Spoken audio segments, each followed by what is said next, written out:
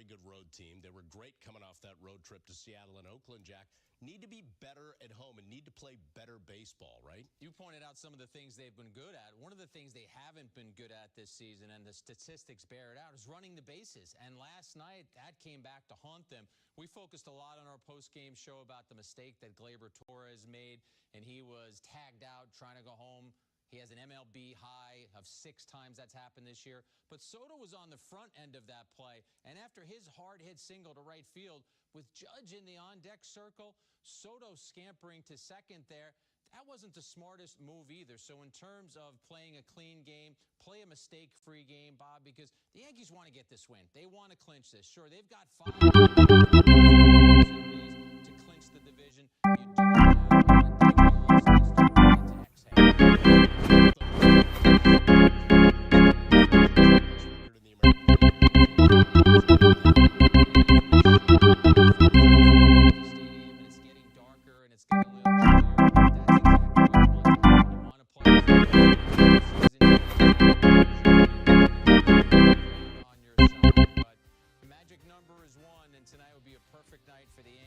do have do it against the Orioles. They celebrated in the visiting clubhouse last night. Yankees can celebrate in the home clubhouse tonight. Sounds like a plan. After a break, it's Michael Kay, David Cohn, Paul O'Neill with a call, and Meredith Marakovich reporting. Jack and I look forward to seeing you on the postgame. Have a great night and enjoy the ball game. Next on Yes and the Yes app.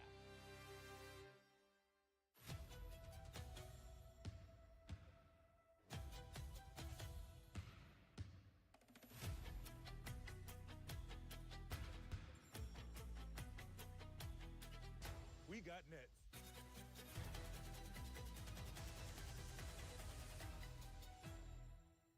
Get more for less with Nissan's epic offering of 6 2024 models starting under $30K. Like the award-winning Sentra, the best-selling Rogue, and the all-electric Leaf. All with available Safety Shield 360. Visit your local Nissan dealer to check out the affordable lineup of Nissan vehicles today. Now get a low $269 per month lease for 36 months on the 2024 Nissan Rogue. Well, if you want my 2 cents on interest rates, we got options. My 2 cents. This one's priced to sell. My 2 cents? My 2 cents? My 2 cents?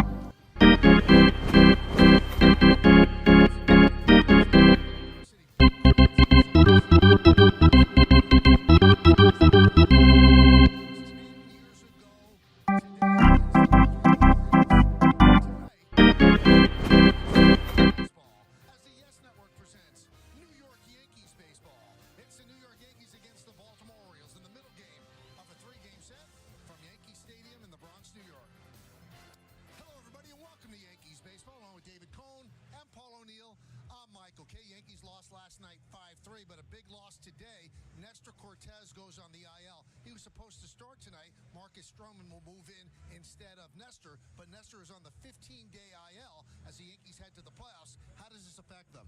It's a big blow in my mind. He's such a versatile weapon, a lefty who could fill up the strike zone. He could have gotten a start in the postseason or been a multi-inning reliever and a real asset. That's going to be a big blow in my mind. Well, as we mentioned, the Yankees did lose 5-3 yesterday. They did not clinch the American League East. They could do it tonight.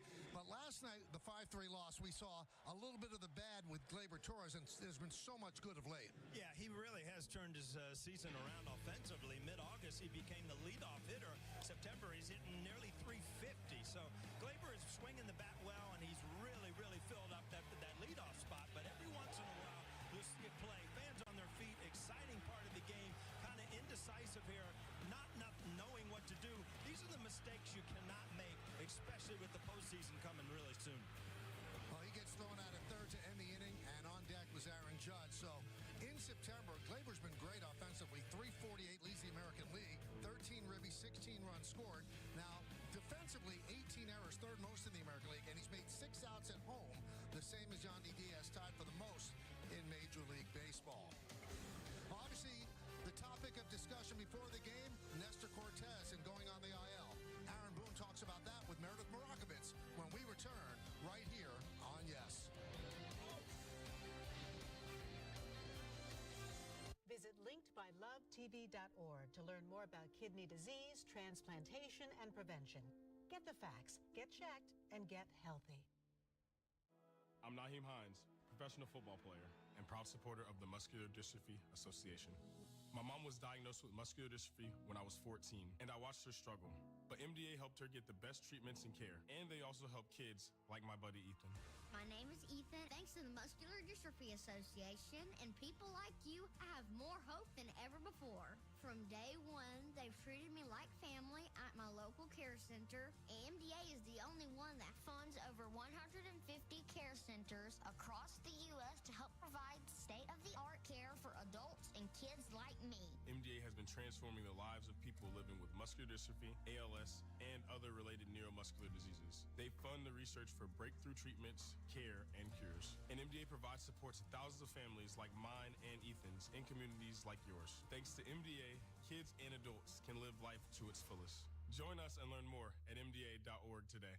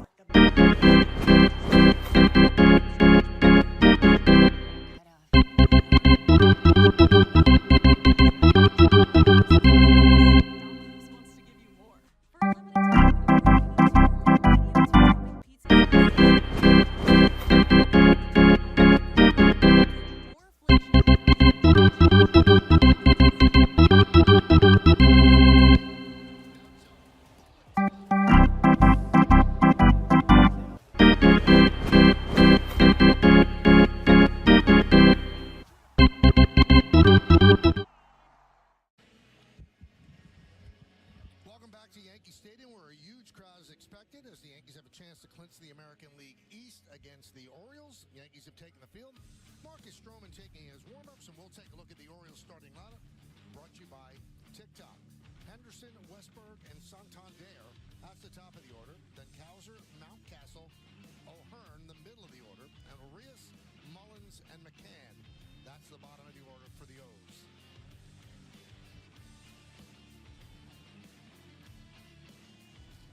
And on the mound, Marcus Stroman. And for Marcus, this will be his 30th game in his 29th start. He's been a workhorse for them.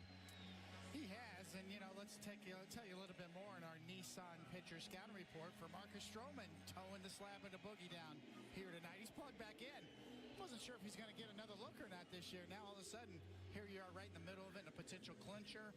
The team record in his 28 games started this year is 17-11, and earlier in August, he officially became a 10-year vet. That's always noteworthy. When you've been in this game, you understand what that means. Let's take the defense presented by Defender, legendary capability off-road and on. Dominguez, Judge, and Soto left to right in the outfield. Infield, Chisholm, Volpe, Torres, and Rizzo. That's third to first. Stanton, the DH. Wells behind the plate, catching Marcus Stroman. Gunnar Henderson is ready. Marcus Stroman is ready. Let's do it here in the Bronx. First pitch is a strike, and we're underway. Carlos Torres, the home plate umpire. David Rackley at first. The crew chief, Chad Fairchild at second. Ryan Wills over at third.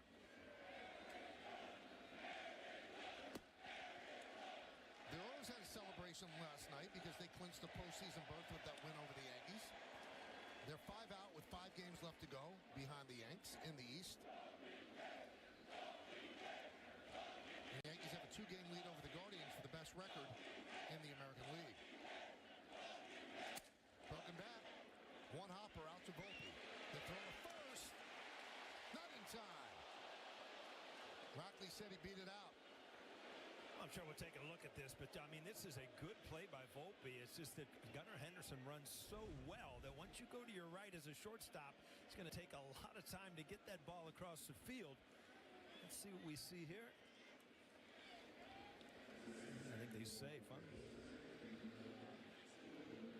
So no challenge by the Yankees as Henderson picks up an infield single. Just outran the throw. Yep. The thing, a lot of times when the shortstop playing with these shifts up the middle, they have to go to the right so much that it's really, really important arm strength. Here's Westberg.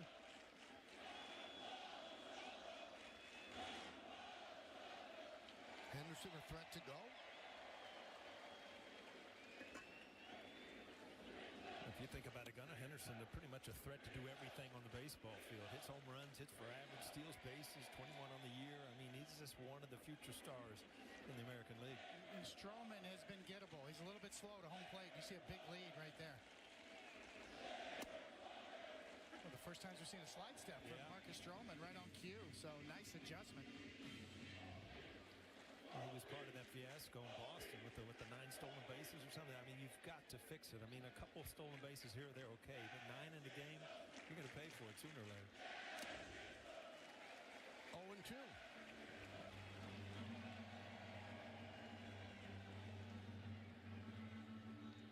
On deck, Santander hit his 40th home run, or his 100th ribby, and his 44th home run yesterday.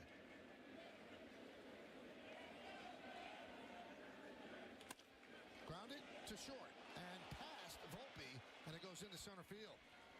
Señores, y ya empezaron los verdaderos Orioles a dar hit. Se jodió esta vuelta. Es increíble. Lo bárbaro le vamos a poner de ahora en adelante.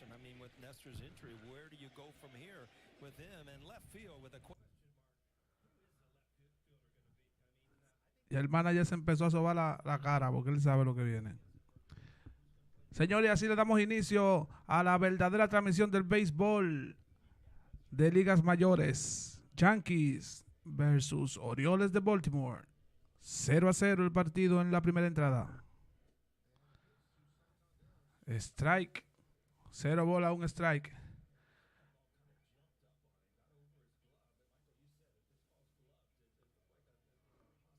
Los Orioles amenazan. Los Orioles amenazan desde el inicio, señores. Gente en primera y en segunda. Batazo que pica de hit, señores. Y los Orioles comenzaron a dar caña de temprano, señores. Base llena para los Orioles, 0 outs.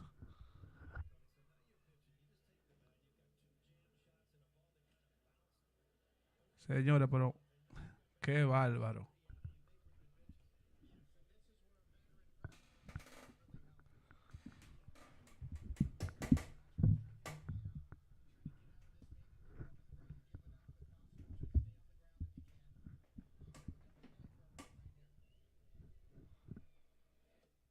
Strike para el strike número 1. Base llena, 0 out.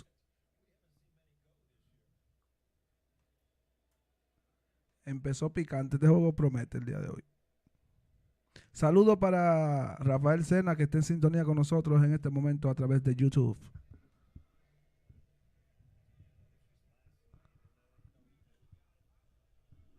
Se fue el cañazo que le dieron ayer.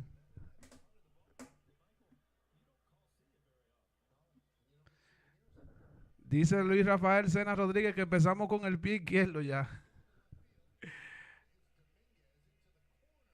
Señores, y pica de 6, señores, y vienen para la goma. El juidero, señores. Señores. Agua en tercera. Pero qué bárbaro, ese pitch hay que sacarlo ya.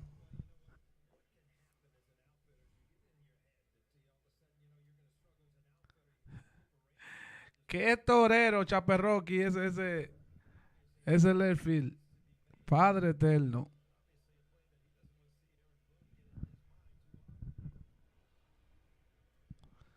Torió ahí, Chaperroqui, torió.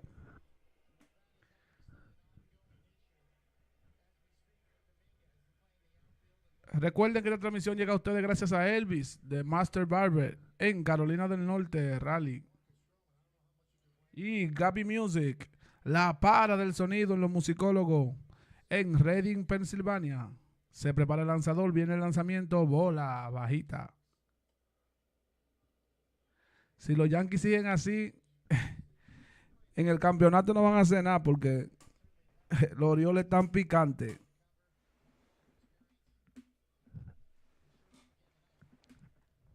Foul hacia la parte de atrás. Miren eso, miren eso. Dios mío, el torero del año. Eso es lo que se llama una basura. Bárbaro.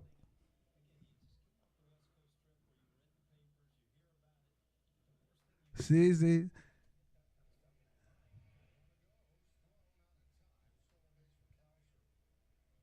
Señores, no, pero hasta la base, no, entonces jodió esta vaina. Los Yankees han estado muy confiados con este equipo y este equipo promete mucho. Este equipo ha promediado, los que predicen dicen que este es el equipo que va a ganar la Serie Mundial. Bueno, seguimos ahí, 2-0, arriba los Orioles de Baltimore, abriendo la primera entrada. 1 bola, 2 strikes. Se prepara el lanzador. Viene el lanzamiento. Bola.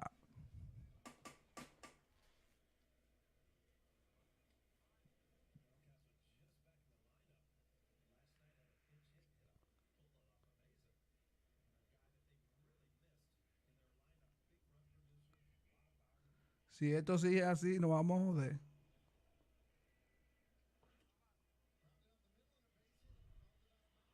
Señores, otro y señor, y viene para la goma y es 3-0 el partido, ganando los Orioles de Baltimore con una gente en primera, 1 out, abriendo la primera entrada, señores. Yo creo que este pitcher no va a durar mucho ahí.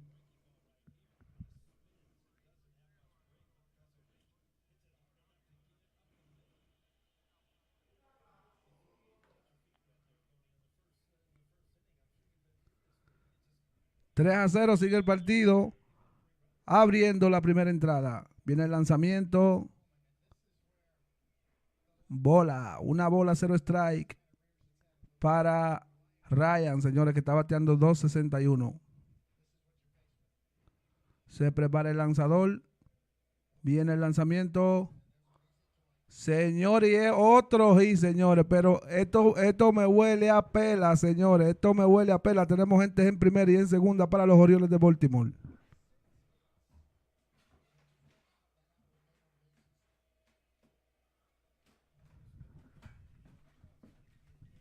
El dolor de cabeza de los Yankees, señores. Orioles de Baltimore.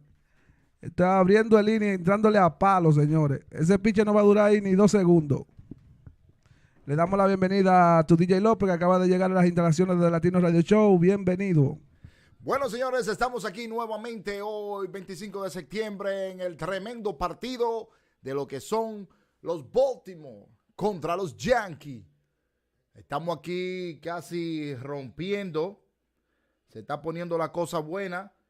Vamos a seguir compartiendo la página, dándole like y vamos al mambo. ¡Etza! Ando con el bárbaro. DJ López, ¿qué tú piensas de este pitcher? Bueno, este pitcher... Tremendo pitcher, pero no sé qué está pasando. Pitcher, lo que tiene mucho rompiente, como cambio, par de curvitas y una recta entre las 93 y 94 millas por hora, pero es bueno, Stroman. Una bola, 0 strike. Se prepara el lanzador. Viene el lanzamiento. Strike en la parte baja, señores. Recuerden, señores, que esta transmisión es traída a ustedes por el barbero más bacano, y este es Elvis the Master Barber, ubicado allá en Raleigh, en la Carolina del Norte. Señores, 3-0, arriba Baltimore. Se prepara el pitcher. Viene el lanzamiento. Bola bajita. Señores, Domínguez está ahí, lo pueden ver en el jardín. El alien. Una superestrella. Stroman con 21 picheos en el primer inning. Corredor en primera y en segunda. 3 bolas, 0 strike. Se prepara. Lanzamiento.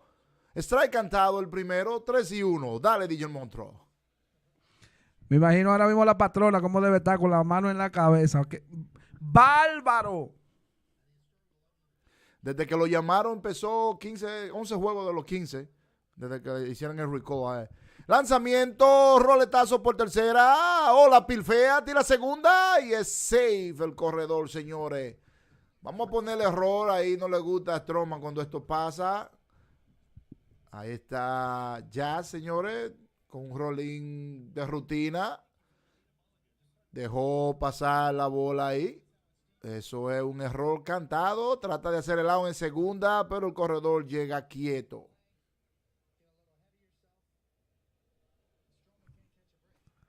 Ando con el bárbaro. Hoy promete que va a ser una noche de problemática para los Yankees. Ya tú puedes ver ahí mismo las repeticiones. Ya después que pasa el error, vienen las carreras. Ahora están las bases llenas. Vamos a ver la repetición para ver. Ellos están challenge la llamada.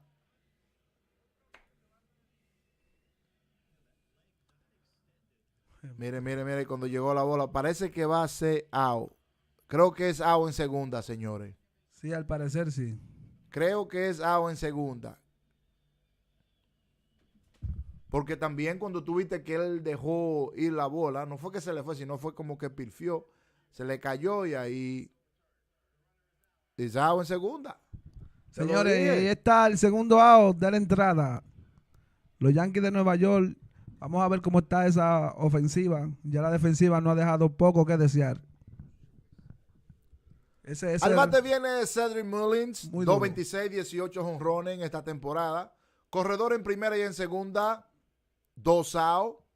En el primer inning, ahí está Stroman tirando con 23 picheos. Señores, anoche fue un partido también conmovedor. Se prepara el pitcher. Viene el lanzamiento, bola afuera. Oye, estuve viendo hoy unos videos de los Yankees de cuando fue la última vez que Derek Jeter entró al terreno por su última vez, perdón. Increíble, loco. El tipo quería llorar, pero aguantaba las lágrimas. Es una cosa, ya tú sabes. Bola afuera para el segundo picheo. ¿Sabes que Derek Jeter fue uno de los grandes peloteros que adquirió la empresa de los Yankees y dejó su legado marcado. Ya lo sabe. Lanzamiento foul. 2-1 el conteo. 2 out. Arriba Baltimore. Oye, esto se está poniendo como es. Recuerden seguir la página de The Latinos Radio Show en todas las plataformas digitales y también el podcast que está activo. Se prepara el pitcher, lanzamiento, roletazo por primera, la coge Anthony Rizzo y hace el tercer out de la entrada. Arriba Baltimore, sale bacano, Stroman, y vamos al mambo de Latinos Radio Show.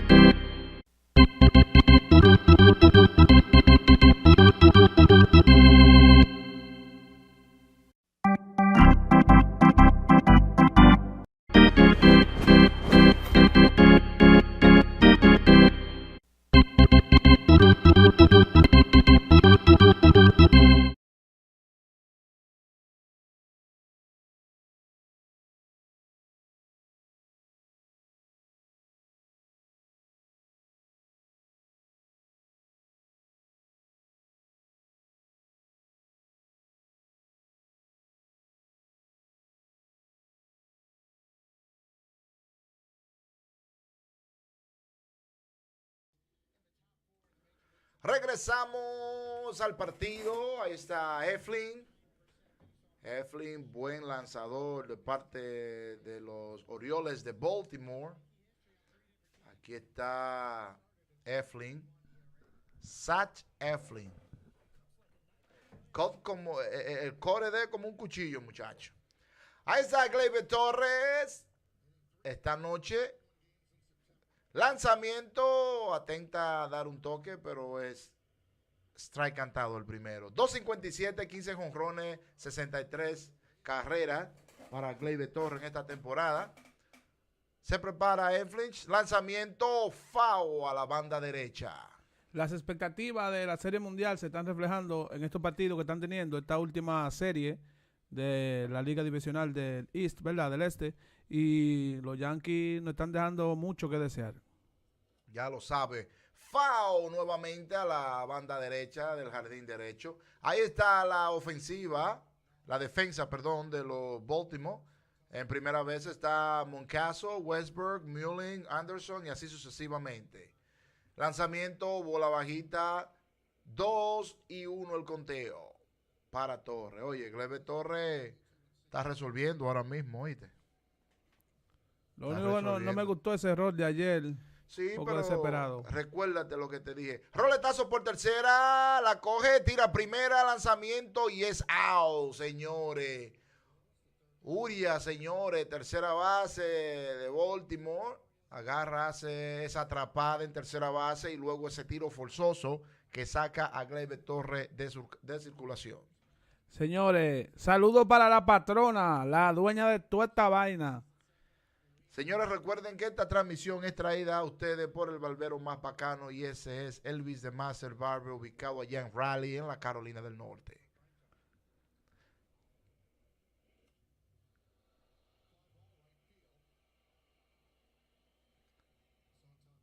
Señores, hay ¿qué, problemas. ¿Qué pasó aquí? ¿Qué pasó aquí?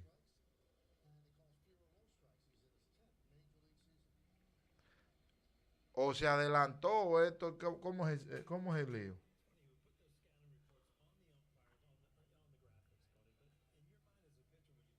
Ahí viene Juan Soto, señores, lanzamiento bajito.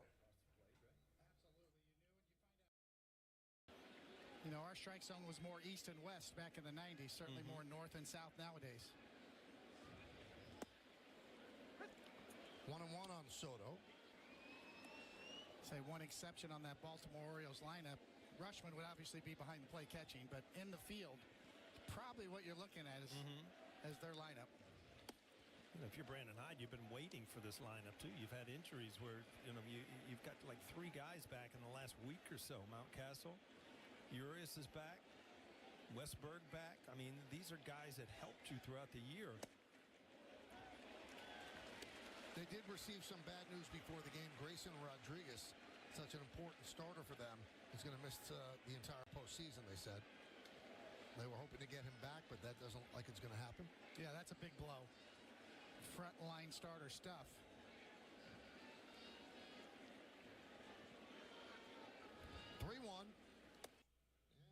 Señores, le dan la cuarta mala a Soto. Ese picheo estuvo afuera y bajita. Estamos cerrando el primer inning.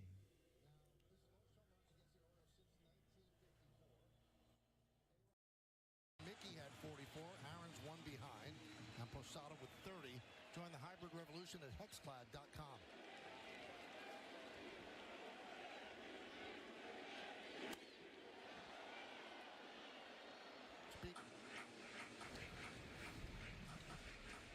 Was one bright spot last night.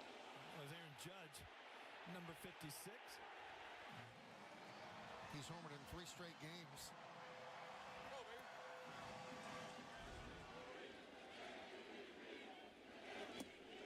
Lanzamiento. Strike, bola baja.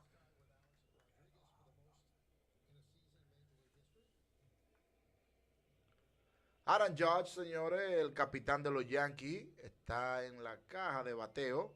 Se prepara el piche, lanzamiento bajito el picheo. Oye, esto está caliente, caliente, caliente aquí en The Latinos Radio Show. The Latinos Radio Show Baseball Night. The Latinos Radio Show Podcast. Aquí con tu DJ López y tu DJ Montro. Dímelo, ve. Se prepara el lanzador, viene el lanzamiento y es bola bajita. Recuérdense que The Latinos Radio Show llega a ustedes gracias a Elvis de Master Barber en Raleigh, Carolina del Norte. Yo espero que tú no digas Pensilvania. Ayer le dimos un par de promociones. Ayer le dimos un par de promociones. Mandamos a toda esa gente a pelarse para Pensilvania. Oye, eso. Lanzamiento, conteo, base por bola para Aaron Georgie. El Georgie le di en la cuarta mala, señores. Ahora corredor en primera y en segunda. Está todo, aquí estamos en vivo, no te preocupes, eso es su hermano. Muriéndonos de la sed. Esta gente nos tiene a nosotros nerviosos. Estamos en la ley seca aquí, señores. En la ley seca estamos. Hemos visto cómo cambiaron la alineación en los Yankees de Nueva York. Sí. Ahí está Wells, señores, bateando con 2.36 en esta temporada. Tiene una bola, 0 strike, corredor en primera y en segunda. 3-0, ganando los Baltimore. Se prepara el piche. Viene el lanzamiento. Bola alta, señores. 2-0 el conteo. Entra el catcher a conversar un poco con el pitcher a ver qué es lo que está pasando. Y es miedo que le tienen a la greña o al bozo, Al bozo, yo creo que es al bozo. Bueno. Wells, que ha demostrado que en momentos así hace de la de él, no como un tal Torre por ahí. Saludo a mi gente de Reading, Pensilvania. Recuérdense que si ustedes quieren su sonido pampareado, los musicólogos que escuchan esta transmisión deberían de dirigirse a Gaby Music, la para de los musicólogos en Reading, Pensilvania. Ya lo saben, señores. Estamos esta noche aquí con una temperatura de 68 grados. Un poco de agua, una tormenta tropical, un huracán que está azotando ya parte del Caribe. Foul. Wells es un buen catcher. Wells llegó y le ha quitado ya la posición a Treviño. Dice la patrona que está trabajando mejor que él. Miren ese foul. Ese cuando le aparece te da un jonrón inesperado. Ya tú sabes. Es sorpresa. Se prepara el piche. Lanzamiento. Roletazo por tercera que la coge el tercera base, tira segunda, luego el segunda base tira primera y es doble play, doble matanza para el equipo de Baltimore, señores. Señores. ¡Qué barbaridad! Soto está quillado, pero nada. Recuerden, señores, que estamos activos aquí en The Latinos Radio Show.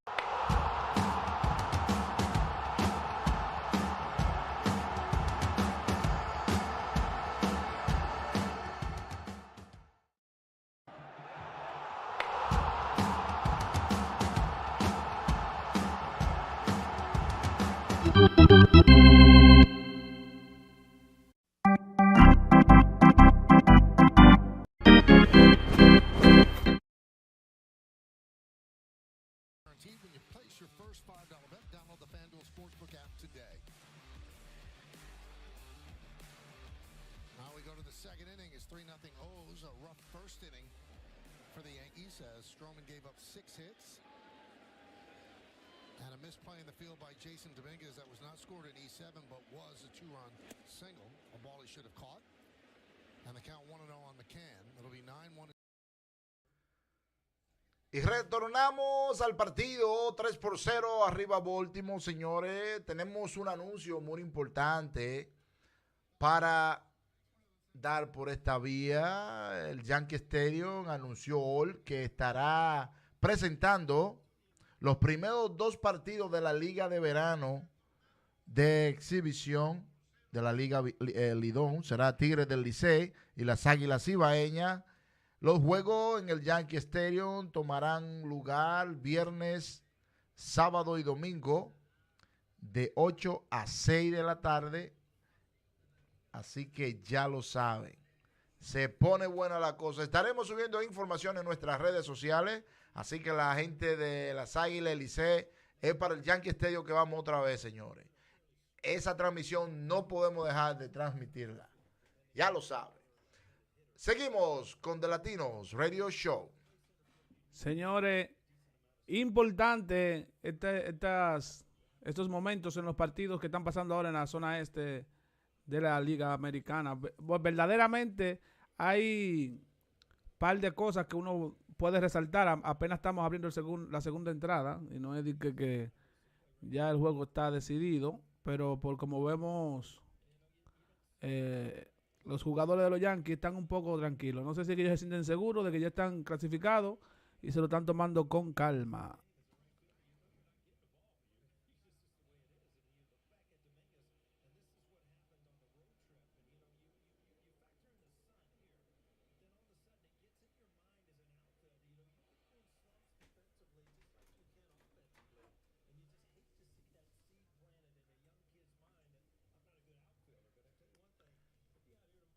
Lanzamiento, strike cantado el primero para Anderson. Anderson que tiene un averaje de 2.84, hermano mío. Lanzamiento, bola bajita. Señores, Es en cero que esté ese lanzador, así como dice la chaqueta de él. No, ese es de lo bueno, es de lo bueno. Ahí está Jason Domínguez, señor, en el outfield. Muchachito bueno ese. Bola afuera. Estamos abriendo el segundo inning, la segunda entrada. 2 bolas, 1 strike, 1 out. Ahí está Stroman, señores, el hombre de los cambios. Lanzamiento, strike cantado. 2-1 el conteo para Henderson, señores. Buen bateador, peligroso cuando está bateando. Ahí está el manager de los Yankees, Aaron Boone, señores, no quita los ojos del partido en caso de que suceda algo donde él tiene que botar el chicle para discutir. Línea entre right center field, señores, que pica de buena, la coge el shortcito para hacer el corte, lo está amagando y no se movió. Te lo dije, óyeme, ese tipo es el final. Después de ese error que cometió Domínguez ahí atrás, manito, la racha ha sido imparable, pero negativamente. Miren la repetición de Henderson ahí dando esa línea entre dos hacia un cambio. ¿Viste la mano de Stroman? El cambio lo que tira y se la agarran bajando. Señores, corredor en primera. Lanzamiento foul hacia atrás. Recuerden, señores, que esta transmisión es traída a ustedes por el barbero más bacano y este es Elvis the Master Barber, ubicado en Raleigh, en la Carolina del Norte.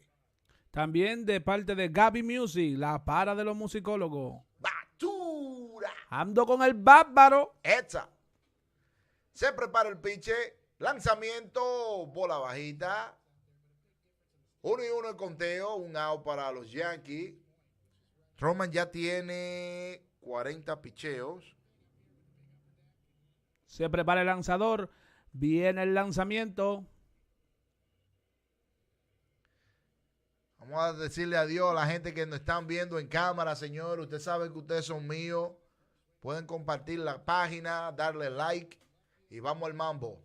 Ahí está el de Pulselo, el verdugo. A ti te gusta el show. Señores, recuerden que abanica, 2 strikes, 1 bola. Dale para allá. Recuerden que la temporada de Lidón viene en camino. Aquí lo vamos a estar transmitiendo con tambora y guira. Aquí se va a celebrar de todo. Aquí se va a tocar de todo. Pulsero lo mandó a sentar, verdugo. Sáquenme ese hombre de ahí. Lanzamiento. Se fue el corredor a segunda, señores. Y lo cantaron out. Puesto out en la segunda base. Buen trabajo para Wells. ¡Wow! Él no se va a mover de ahí porque dice que va. Mira. Vamos a ver. Bueno, hermano, eso fue 6. Usted cantó bien, DJ López. Claro, pero que ven acá, eso se vio en los ojos de uno, se vio eso. Y en el de todos los fanáticos que están ahora mismo sintonizando de Latinos Radio Show. ¿Qué dicen la gente del grupo? ¿Fue A o fue 6? Lo cantaron out, señores, y seguimos con el partido. 3-0, arriba Baltimore. 2 bolas, 2 strikes. Se prepara el lanzador, viene el lanzamiento y es bola bajita. 3-2 el conteo. Estamos activos, señores, aquí en The Latinos Radio Show. El toque de queda de toda la noche en The Latinos Radio Show. Baseball Now con tu DJ López, DJ El Monstruo. Lanzamiento, swing y abanica, señores, para sacar los 3 out. Ahí va Stroman, muy fuerte. Ahora viene Stanton, Zach y Domínguez, señores. Vamos a ver qué es lo que, con qué es lo que. Seguimos activos en The Latinos Radio Show.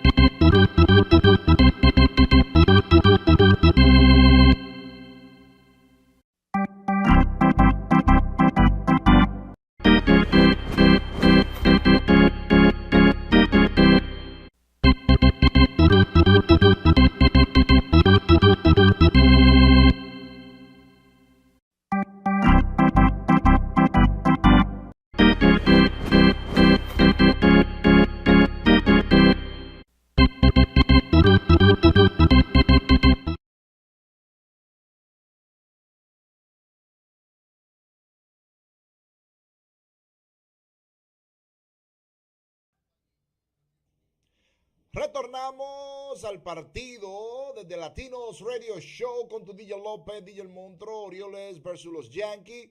Giancarlo Stanton, señores, el mejor de los Yankees. Viene el lanzamiento, bola.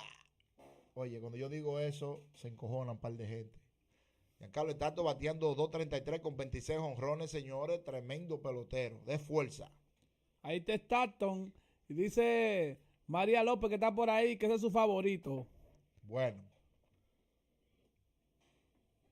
Strike en la parte de abajo, señores. 1-1 el conteo para Stanton.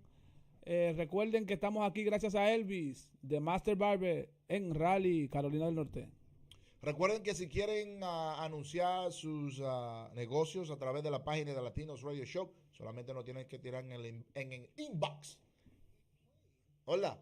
Claro que sí. Y un adiós para la gente que están activos ahí, saludando desde el chat, aquí con tu DJ López, DJ El Monstruo. Recuerden que la competencia de pelota, el torneo Lidón, estará siendo transmitido desde aquí, desde cabina, con DJ López, DJ El Monstruo. Con Willy Tambora. Lanzamiento, bola, señores, nada más si se envase el hombre. Bárbaro. Saludos para la patrona. Hey. Señores, se está gozando en este tremendo partido. Chiyoshi Sa. Así que se dice el nombre del apellido. Yo le digo Jazz. Sa. Corredor en primera. Cerrando el segundo inning. Lanzamiento. Strike cantado para ponérselo bonito. Lo bailón chin ahí el bateador. Como wow. Bárbaro. 0 bola, 1 strike. El partido está 3-0 arriba Baltimore en la parte baja de la segunda entrada. Oye, esto está nítido. Lanzamiento, fly hacia el shortstop. Ahí la está pidiendo el shortstop y la captura para el primer out de la entrada. Ahí estamos viendo las tiendas de los Yankees, señores. Pueden ir online a hacer su shopping a mlbshop.com. Y ahí pueden encontrar los mejores precios. Me recuerdo que una vez fui contigo ahí y me ibas a regalar una chaqueta y no me la regalaste porque costaba como $300. No, yo pregunté por el precio, pero la chaqueta bien bacana y me dijo, ¿cuánto cuesta para mi hermano? Y dice, tipo, $3.60 y algo. Y yo, está muy bonita. ¿Tú me entiendes? Pero ni yo quería que tú la clásica. compraras. Domínguez en la caja de bateo, FAO hacia atrás, señores. Sí, no, eso fue un día inolvidable. Ya fuimos con la Mavo, sí. Tú sabes, Chris estaba con nosotros, sí. El Tofe también. Oye, ahí están nosotros recogiendo todas las vainitas de souvenirs, los vasos y la vaina bien bonita. Que por ahí tengo yo 2 o 3 todavía. Se prepara el pitcher, viene el lanzamiento. Línea, señores, entre el center field, el outfield la atrapa y Giancarlo Stanton se regresa a la primera base. Wow, se llama Quito batea. ¿Tuviste en el juego de ayer cuando explotó esos 2 bates? Muy duro, muy duro. Fue increíble. No, eso a él había que tenerlo ahí desde hace mucho, pero es que no está fácil la cosa. Estamos activos aquí en The Latinos Radio Show. Rudy Rodríguez, que también está en transmisión. Saludos para ti, manito. Muchos saludos, se te quiere de este lado. Se prepara el lanzador, viene el lanzamiento y es bola afuera, señores. 1 bola, 0 strike. Recuerden, señores, que esta transmisión es traída a ustedes por el barbero más bacano y este es Elvis de Master Barber, ubicado allá en Raleigh, en la Carolina del Norte. Mío personal, chamaquito, te hace un mundo en el caco. Lanzamiento, bola. 2-0 el conteo para Anthony Rizzo, señores. Anthony Rizzo, buen bateador, pero ha tenido una decaída un poquito, ¿tú me entiendes? Esta temporada vino de una lesión. Creo que estuvo un mes fuera de pelota. Lanzamiento, strike cantado. Señores, el día de hoy amerita 2 cervezas, un Brugal y 2 tequilas. No estoy incitando a la bebida, pero beban los yanquitas porque no estoy viendo como que vamos en buen camino. Estamos en la ley seca aquí hoy ya. Se prepara el piche. Viene el lanzamiento alto, el picheo. Atrás viene Volpi. Volpi viene altivo atrás. Tú sabes que esa anécdota de cuando fuimos al Yankee Stadium, sí. Me recuerdo tu conversación con David Ortiz. Oye, que fue uno de los últimos juegos que él estuvo, sí, el último año, ¿verdad? Me dio 5 ahí, pa, y no, tú sabes cómo uno se saluda, di que mira, ven, di que. Me hizo así, vaina. Oye, eso fue una vaina chula. Fue así que me hizo ver una vaina así nítida. Debbie Ortiz. Vamos a darle las gracias a la patrona también por los tickets, que fue nítido. Y al Gisongo. La patrona, la dueña de toda esta vaina aquí. Ahí está Anthony Volpi, señores, en la caja de bateo. Rizzo en primera, Stanton en segunda. 2 outs. Cerrando el segundo inning. Viene el lanzamiento bajo el picheo. Recuerden, señores, que la Liga del Lidón estará aquí siendo transmitida desde la página más rankeada de Latinos Radio Show. Con Willy Tambora, que lo vamos a hacer. Oye, aquí va hasta saxofón va a ver aquí. Ando con el bárbaro, se prepara el lanzador, viene el lanzamiento y línea, señores, que pasa de aquí entre el medio del terreno, va bajando el cable tanto para home play y es quieto. Oh, señores, wow, ¿qué pasó ahí? Me siento más yanquita que nunca ahora mismo. No, cada vez que nosotros estamos ganando, tú eres yanquita. Voy a ser pendejo. No. Con este tipo no se puede. Miren la repetición de Volpi, señores, tirando esa metralla entre el medio del terreno, señores, que pasó como un cepillo por el shortstop, señores. Ahí te ven el left field haciendo el lanzamiento para el corte, la deja ir el segunda base y así fue que llegaron a tercera. Está bien dado ese palo. Bien dado. Ay. Y va a seguir como que rebaló ahí un momento cuando iba para segunda. Señores, y tenemos gente en las esquinas, 2 outs, y tenemos a Torres, señores, nuevamente Torres. Con un fly hacia la pared en su primera entrada. Se prepara el pitcher, viene el lanzamiento, fly hacia el right field nuevamente, señores. Señores, hasta me voy a unos cortes comerciales de una vez porque esto aquí no está.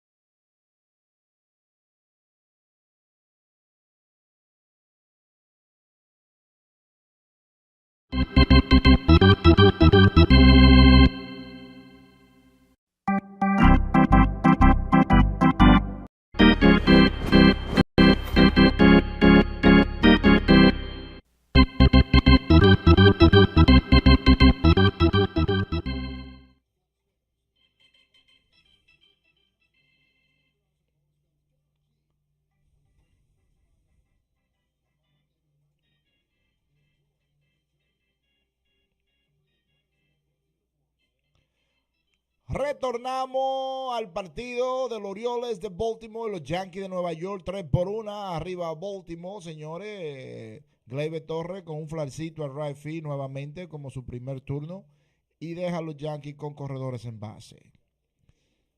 Ahí está Stroman nuevamente con 44 picheos, abriendo el tercer inning de este partido súper especial, Yankees versus Baltimore.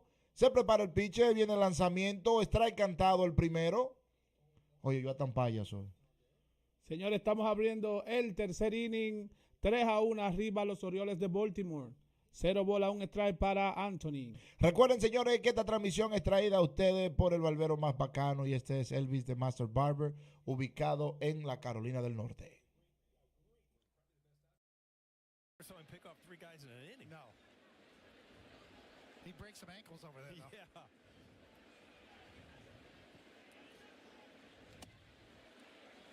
I'll never forget in the World, I think it was the World Series where Tino snuck in behind Piazza. And from right field, you get such a good angle because you see the sign and you see Tino starting to inch over.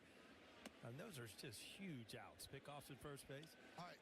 Who gives the sign on that you can see it in right? I mean, I saw Tino kind of flap his glove, move me over in case there's an overthrow. So I figured something was on. Fly ball, left center and deep. And Dominguez runs it down. 1 away. You know, it's funny you asked that, Michael, because everybody just assumes that, you know, the catchers are the one that has everything going on in their mind about directing track. First baseman, at least the ones I was fortunate to play with, really had a lot to do with, you know, things. Manning used to, you know, show me when a change-up was coming where you could move a couple steps. Ahí está Colton Cowser, señores, bateando 2.46, 23 jonrones en esta temporada. No hizo mucho ayer, pero vamos a ver hoy. Lanzamiento, alto el picheo, 1 bola, 0 strike. 3-1 ganando Baltimore. Stroman con 50 picheo, 49 picheo creo. Se prepara el pitcher. Viene el lanzamiento. Línea por primera que la para Anthony Rizzo. Se la pasa Stroman y es out. Señores, los Yankees están apretando esa defensiva, hermano mío. Porque mira, la verdad hay que decirla, manito. Los Yankees es un equipo envidiable, un equipo con muchas características y cosas que resaltar. Pero estos últimos dos juegos. Lo mejor de la MLB. Los últimos 2 juegos no han puesto, manito, a dudarlo. Lo mejor de la MLB. 3-1 el partido, arriba Baltimore, abriendo la tercera entrada. Ahí tenemos a Ryan, 2 outs para los Orioles de Baltimore. Seguimos aquí en transmisión desde Latino Radio Show, señores. Roletazo por el shortstop, la coge Volpi, tira primera. Lanzamiento es alto, señores. Y es safe el corredor. Después de ese tremendo lanzamiento de Volpi, señores, una jugada de rutina que debió de más de cogerla, mira. Fuap. Prepararse y tirar el torpedo para allá, pero hoy están ellos a nivel de error, ya llevan 3 errores, hermano. 3 errores esta noche llevan los Yankees, así mismo es. Se está poniendo la cosa color de hormiga.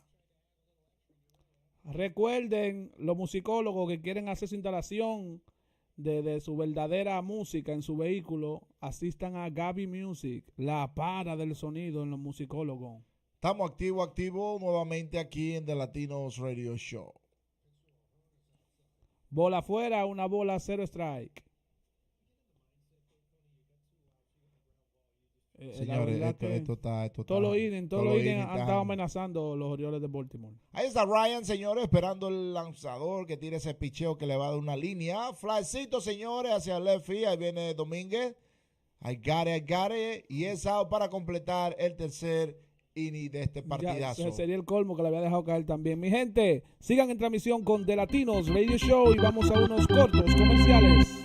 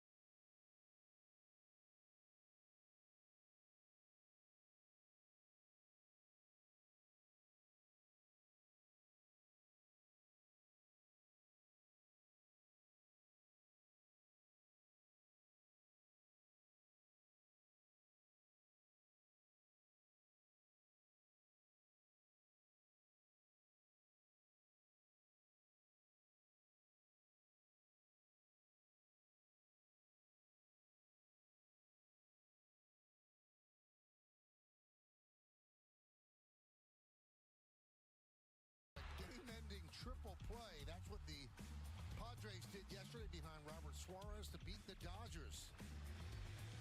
Pretty amazing ending to the game. What a play by Manny Machado. I mean, to me, one of the smoothest third basemen I think I've ever seen. Manny, just gifted. Juan Soto will lead off the bottom of the third, 3-1-0s. Se prende el Yankee Stadium con Juan Soto, señores. Lanzamiento, strike cantado, el primero para Juan Soto. Oye, entró ayer y dio una línea para poner el juego donde es, hasta que le hicieron un rebú ahí. Gleyber Torres creo que fue, que le hicieron agua en tercera. Gleyber Torres, basura. Es bárbaro. Ahí está Juan Soto, señores. Tremendo jugador, tremendo bateador. Lanzamiento, uy. Tú sabes que a Soto, con una cinta métrica. A Soto le han cantado un par de lanzamientos así. Se enfogona a Soto, ¿viste? Se enfogona, sí. Él le dice la verdad al umpire. Se prepara el pitcher. Viene el lanzamiento. Strike cantado, señores. 2-2 el conteo para Juan Soto. Está en el medio ahora. Chape, que estaba en sintonía, se fue quillado. Dice él que los Yankees le están haciendo perder dinero. Recuerden, señores, que pueden enviar sus donaciones al canal de Latino Radio Show. Ustedes son míos personales. Lanzamiento, foul a la parte izquierda del jardín. Señores, Soto que tiene una buena temporada. Soto ha demostrado que él se merece tener esa ropa puesta, porque aquí no aceptamos a todo el mundo, ¿viste? No, claro. Se prepara el pitcher, asustado, lanzamiento, foul a la banda izquierda. Soto lo está acechando, que venga con uno de esos que se cuelgan. Mira que te lo estoy diciendo hoy. Llévate de DJ López, que sabe de esto. Le va a dar la madre. Está esperando que le quede una colgando así, mira, que le va a dar entre medio. Pues tú eres Rafi, se vaya a pelota. Se prepara el lanzador, viene el lanzamiento. Ay. Lo tiene, oye, es así, ve. Lo lleva, lo lleva como el bárbaro. Y atrás viene Josh, que no coge esa. Basura. Se prepara el pitcher, viene el lanzamiento. Ay, se lo llevaron por la vía del ponche. Se le vieron las ganas de darle esa pelota, señores. No se ponche, siga la página de The Latinos Radio Show. Miren la repetición, señores. Esa era la que le estaba esperando, ve. La que bajaba ahí, ve. Si se la agarra, mira, ve así un poquito más adelante y le rompe esa bola. Ese swing fue como te la voy a mandar para allá. Ahí está el Georgie, señores. Lanzamiento, línea, señores, a segunda. Viene el tiro y es out, señores. 2 out, 3-1, arriba Baltimore. Señores, pero si esos son los duros. Bueno, ahí viene el mío, el favorito. Ahí viene Woz. ¿Y es miedo que le tienen al bozo? ¿Y es miedo que le tienen al bocito? Está bateando 2.33, 13 jonrones. Tiene un OPS de 7 y pico. Se prepara el pitcher. Viene el lanzamiento. Uy, pegado el picheo. Señores, este juego ya a mí me dio deseo ya. Pues yo me siento bien ahora. Yo estoy viendo que ellos por lo menos están despertando. Independientemente de...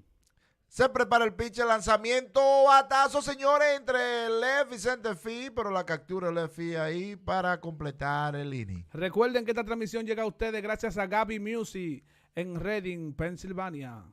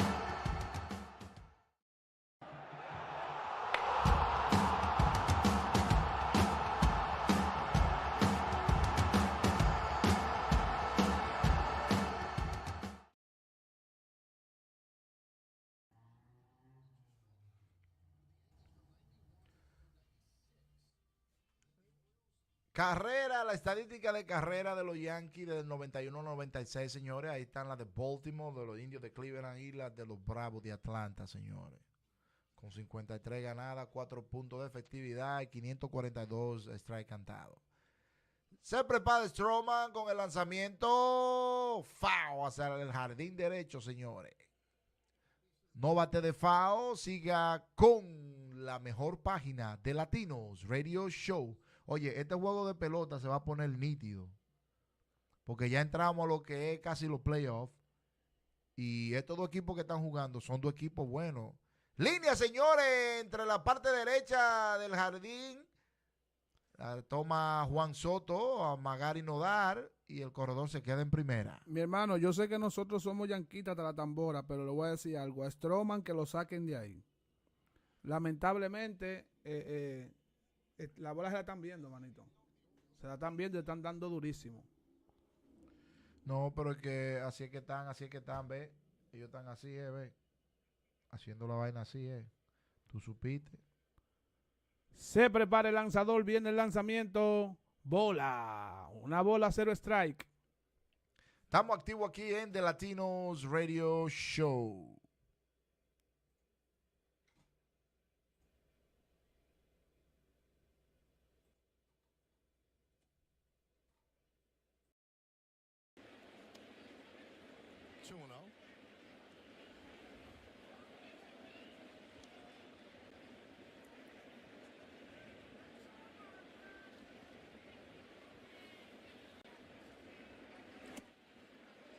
Did you see this note on this date back in 1965? Satchel Paige, at 59 years old, started a game for the Kansas City A's against the Red Sox. 3 innings of shutout, 1-hit ball. Grounded up the middle and threw for a base hit from Mullins, as Urias will go to third. Could you have done that, David, at 59? I was getting a hip replacement at 59. So you were in that same rocking chair that he was sitting in the bullpen with. Clayton Beeter is warming for the Yanks. 9 hits in 3+ innings against Stroman.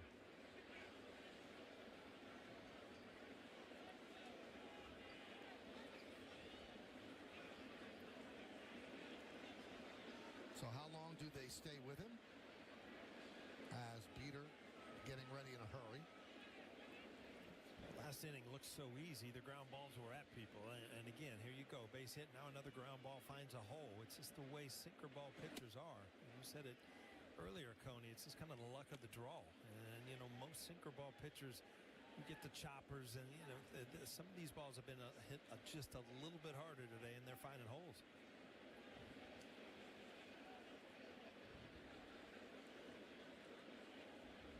Runner goes, and they don't throw, so a stolen base for Mullins. That takes away the double play, the conventional one. Yeah, it's a smart play from Mullins, his 31st stolen base of the year, and it does. I mean, Marcus Stroman's looking for a ground ball here. Now you're going to have to kind of play the infield pretty much halfway, almost in, to try to cut off that run on a hard hit ground ball. Lined right at Torres. 1 down. Game makes no sense, Cody. The ground balls are finding holes, and then the bullet goes right at Gleyber, huh? Random variance.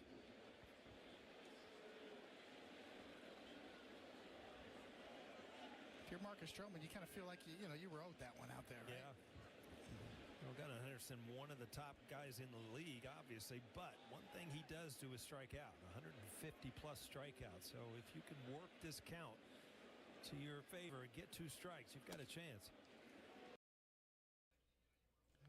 Seguimos activo en The Latinos Radio Show. La gente mía de Rapid Drive Restoration activo 24/7. Los mejores de Allentown. Vamos al mambo. DJ López. Lanzamiento bajito. Seguimos activo en The Latinos Radio Show.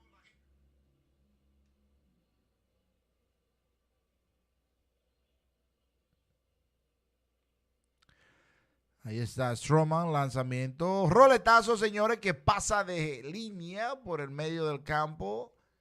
Corta Aaron Judge, bajan una carrera, se pone 5-1 el partido.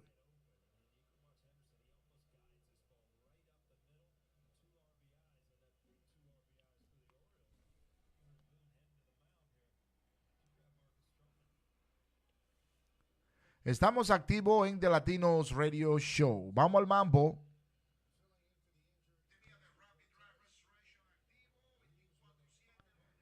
¿Qué es lo que dice Ronaldo? Está activo ahí con Rapid Drive Restoration. Vamos al mambo. Gisongo, Masculongo, alia Pospolongo, está activo aquí en The Latinos Radio Show. Señores, recuerden que muy pronto estará saliendo al aire lo que es el tremendo podcast con tu DJ López, donde estaremos ya trayendo diversas entrevistas, informaciones para todos ustedes. Tremendo podcast. Gracias a la patrona por todas las informaciones dadas para que esto sea cumplido. Recuerden, señores, que esta transmisión es traída a ustedes por el barbero más bacano y este es Elvis de Master Barber, ubicada en la Carolina del Norte en Raleigh. Ya lo saben. Vamos al mambo.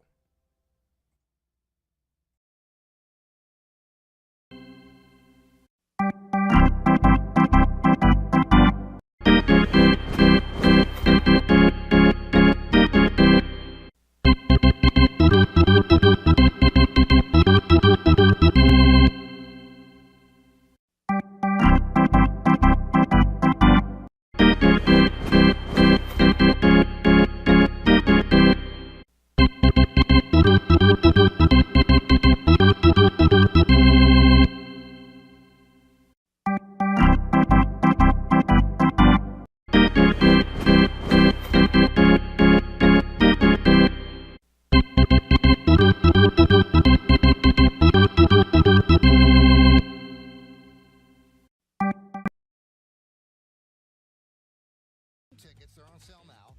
Experience October baseball and beyond. Visit Yankees.com/tickets today. Now, the postseason were to begin today. This is the way it would work. The winner of the Orioles and the Royals would play the Yanks. In the ALDS, Tigers and the Astros would play the Guardians. And in the National League, Diamondbacks, Brewers would play the Phils, and the Mets and the Padres would play the Dodgers. But the season doesn't end today. It ends on Sunday. And for the Mets and the Braves, it might end on Monday. Wow. What a mess, huh? Oh, it's just the worst. It's a bad scene for both teams because the wild card starts the next day and you have to play a doubleheader. Clayton Beeter, you see what he's done in the minors, 56 strikeouts in 39 innings. He throws hard. Now, he was shut down in the minors. His shoulder was barking. But he worked his way back and really opened some buys toward the end of his stint at AAA, and they called him up. And here he is in a spot against the O's, 0-2 on Westberg.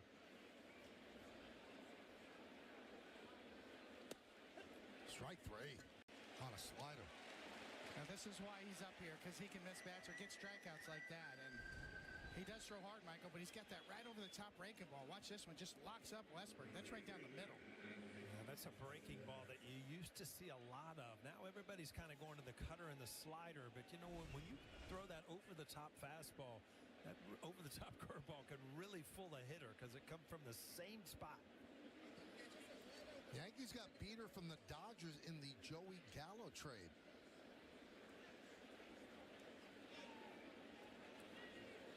Here is Santander.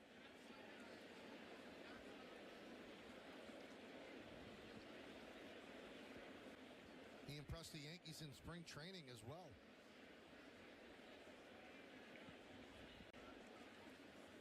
Now, he's the starter by trade. You know, he was starting in spring training, but his stuff plays as a short reliever, too, because of the swing and miss ability of it. Exactly. And that's why the Yankees wanted to get a look at him.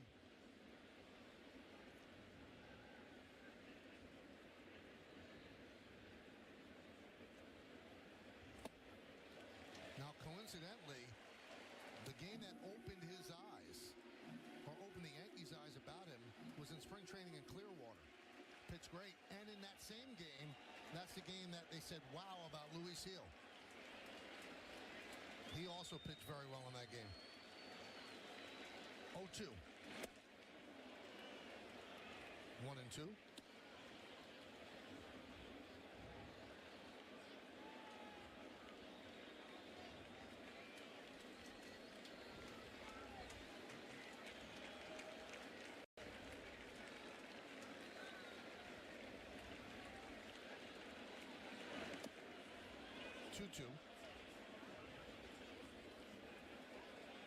Well, out-of-town score brought to you by Defender, legendary capability off-road and on. Guardians lead the Reds 2-0. Top of the 7th inning. Guardians 2 games behind the Yankees for best record in the AL. And the Yankees' magic number to clinch that AL top seed is 3. So, combination of wins by the Yanks or Guardian losses. That one is wrapped to right field. On the run is Soto. He can't make the play, and it's up against the wall. Henderson rounds third. He's coming home, and the throw is not in time. It's a double for Santander, and the Orioles lead 6-1. I think Juan Soto kind of jumped early. I think he thought he had a beat on this ball. I think it was a hanging breaking ball. Looked like he had it, and I think he just left his feet a little bit too early and kind of misjudged it. Didn't come down with it, just off the end of his glove. But first things first, I mean, it was a curveball that kind of just hung right over the middle of the plate. Threw a good one to Santander early in the count and got a swing and a miss.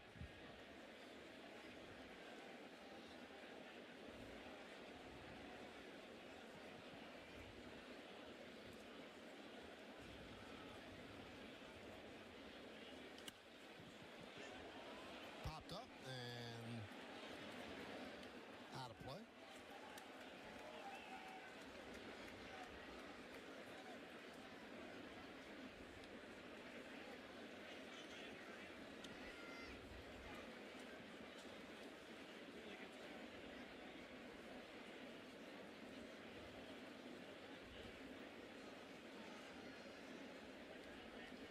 Seguimos activos en The Latinos Radio Show con tu DJ López. Discúlpenme ahí, como que me tragué a la lengua ahí. 6-1, señores. Dosao, corredor en segunda. Lanzamiento. Wow.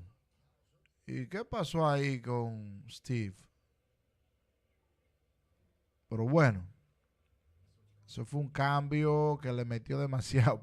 Fue una reta que tiró ahí ya. Eso no es que nada.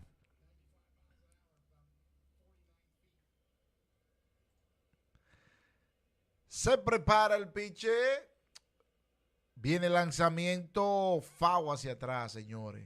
Señores, los Orioles no están cogiendo esa con nadie. Un equipo joven, como son los Baltimore, activo aquí en The Latinos Radio Show. Pueden seguirnos en todas las plataformas digitales como The Latinos Radio Show.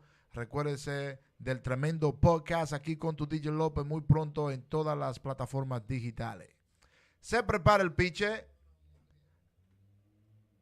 Viene el lanzamiento. Línea entre right center field, señores. Juan Soto se tira, la deja caer. Viene George, la captura, hace el corte a segunda. Y es todo el mundo quieto, señores. Dobletazo. Los Baltimore agarran y anotan otra carrera, señores. ¿Qué está pasando aquí? Se está durmiendo nuestro hermano. ¿Qué está pasando? Tenemos un problemita. Ahora mismo.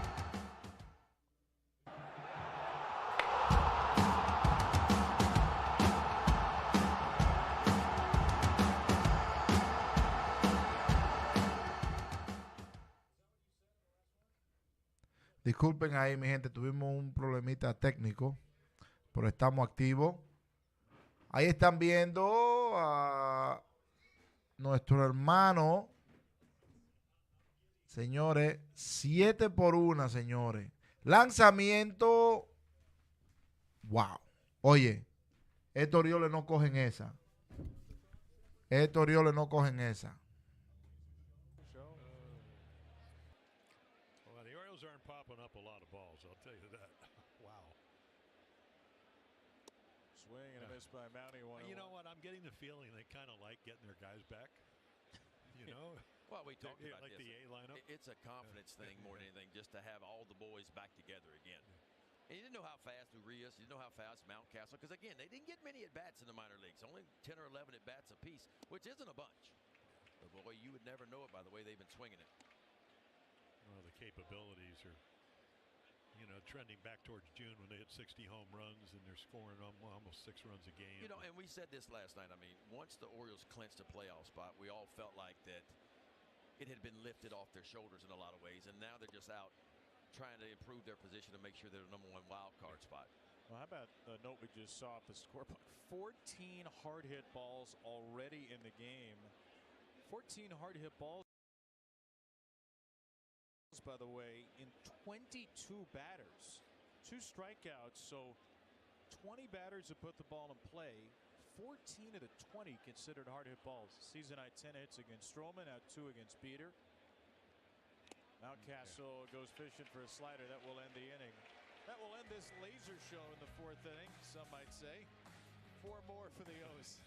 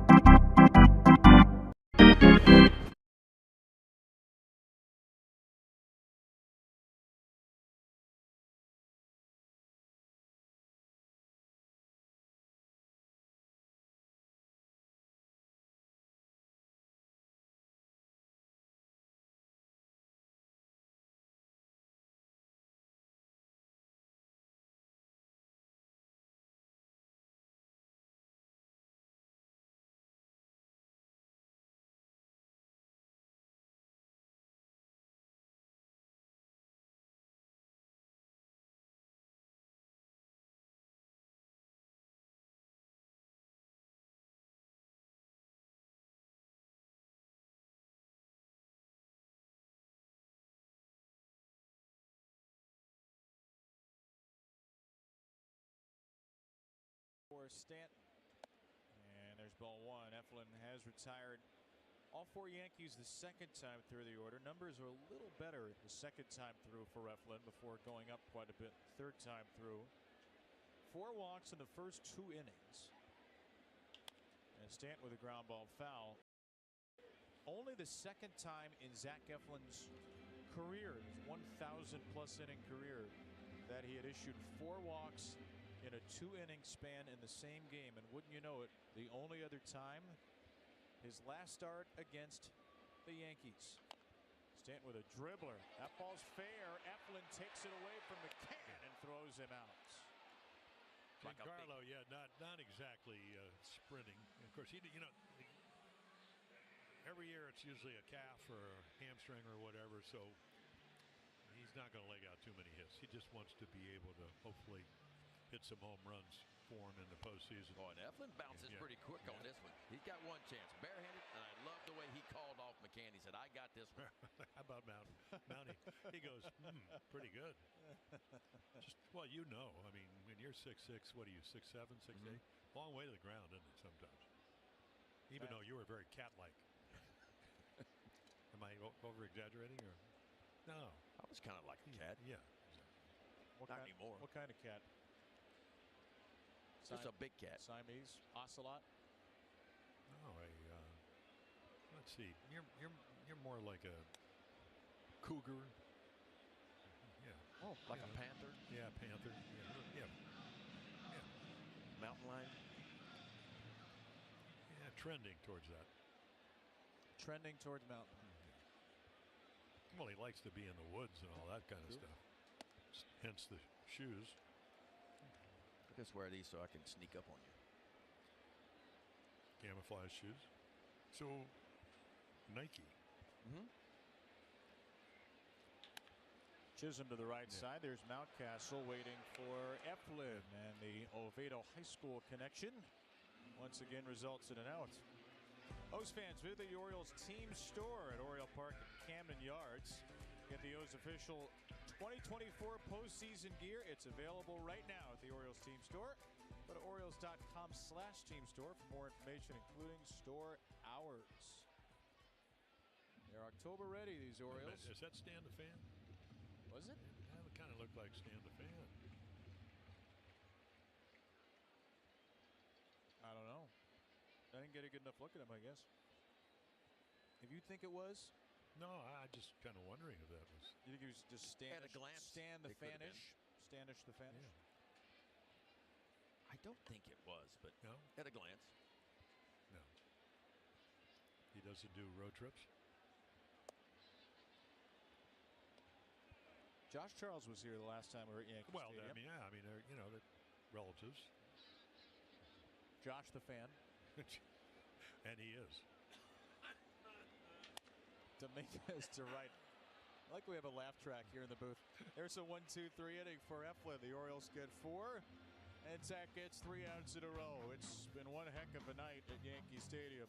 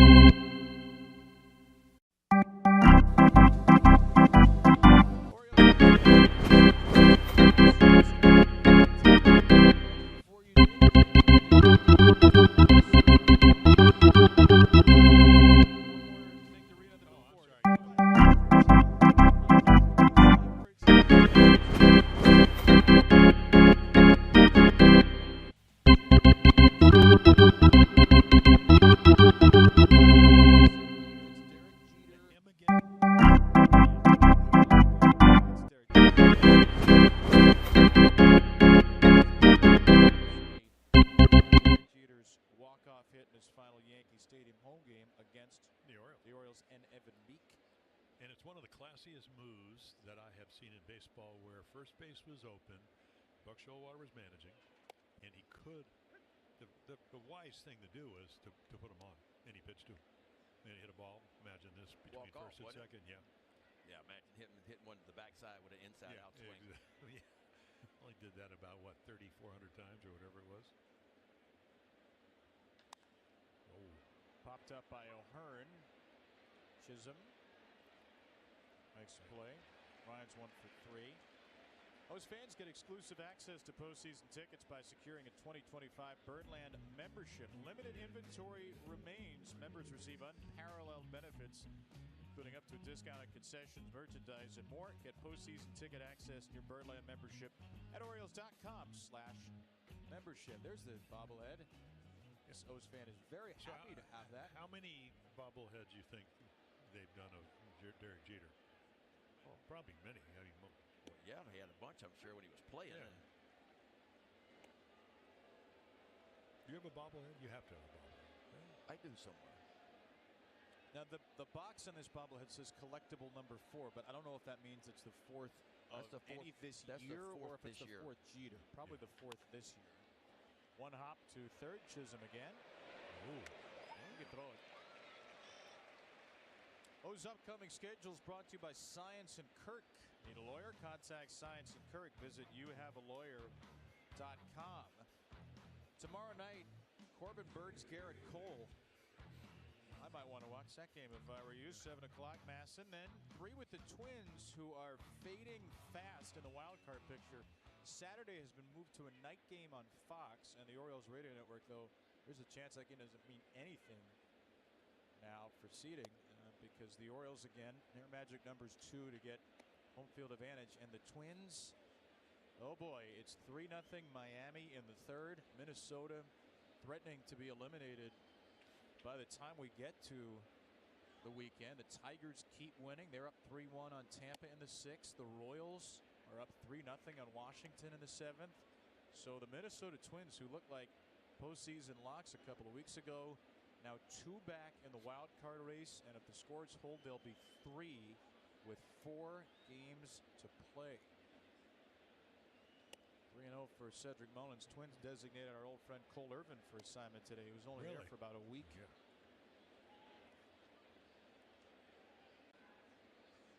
So where Rowdy Tellez, he had like a four more at bats, he would have got a $200,000 bonus, and the Pirates. Really? Yeah. Well, now that's first of all, he's not having a great year, and he was making $3.2 million. So it's not like, he was the minimum salary guy, and you know what, we're just not going to pay the money. It's a pretty hefty amount. What, about 3 years ago, I think he had 35 home runs. His teeth getting loose. Second time for him, right?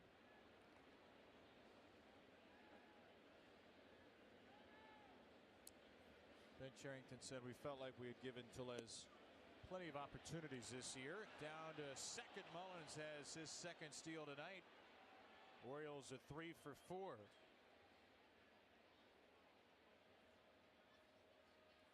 Well, when Brendan Hyde gets a lead, and most managers do this, they continue to apply pressure, especially when the right guys get on. And Cedric Mullins head first in.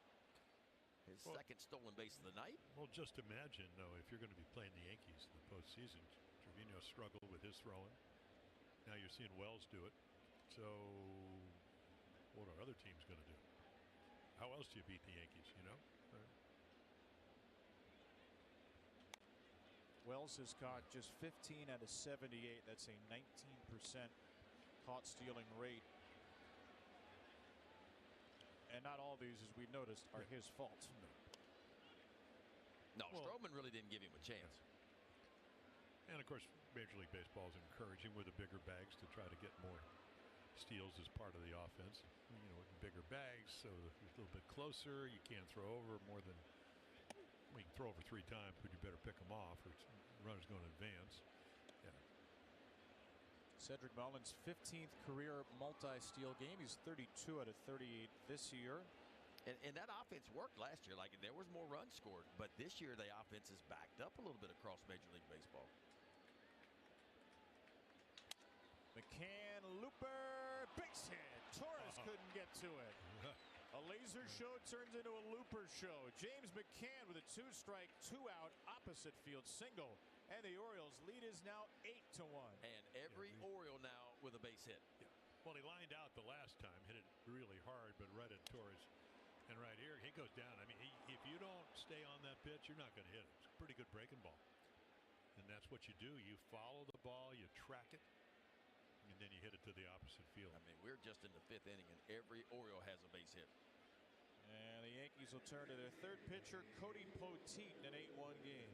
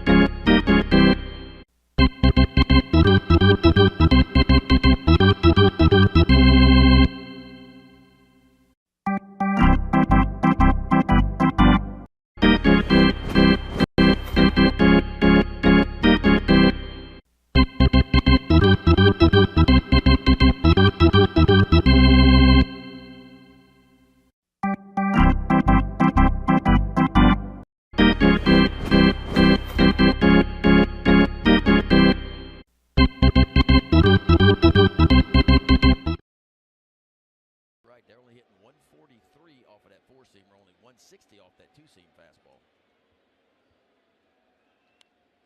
There's a sweeper fouled away by Gunnar Henderson. 3 hits, 3. Retornamos después de estas altaduras de salami y queso, señores, aquí en The Latino Radio Show. Gracias a la patrona, la dueña de toda esta vaina. Llegamos con los ánimos puestos, señores. 8-1 ganando los Baltimore. Lanzamiento foul a la banda izquierda. 8-1, mi gente, bárbaro. Los candidatos al MVP, Georgie, Witt, Henderson y Soto, señores. ¿Cuáles serán? Ahí está Bobby. Bobby está un duro ese Bobby. Pero Juan Soto está también acabando. Eso trae entre los Yankees, ese MVP. Lanzamiento bajito, el picheo.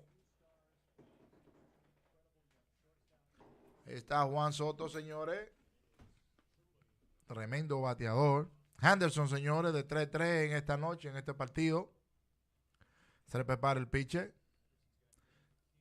Viene el lanzamiento. Uy, por un chin y lo abanica. Recuerden, señores, que esta transmisión es traída a ustedes por el barbero más bacano, y este es Elvis the Master Barber, ubicado en Raleigh, en la Carolina del Norte. Señores, 4 picheos. Este muchacho tiene de todo. 8-1, arriba Baltimore, señores, y tenemos gente en primera. 2-2 el conteo. Hay 2 outs y estamos abriendo la quinta entrada, DJ López. Tú sabes que... Oye, esta agua está buena. Le di señores, 8-1 no es un relajo. Chape debe estar decepcionado. Sigan la transmisión de The Latinos Radio Show. Se prepara el pitcher, lanzamiento, línea, señores, entre center field. Ya está Georgie y la captura para culminar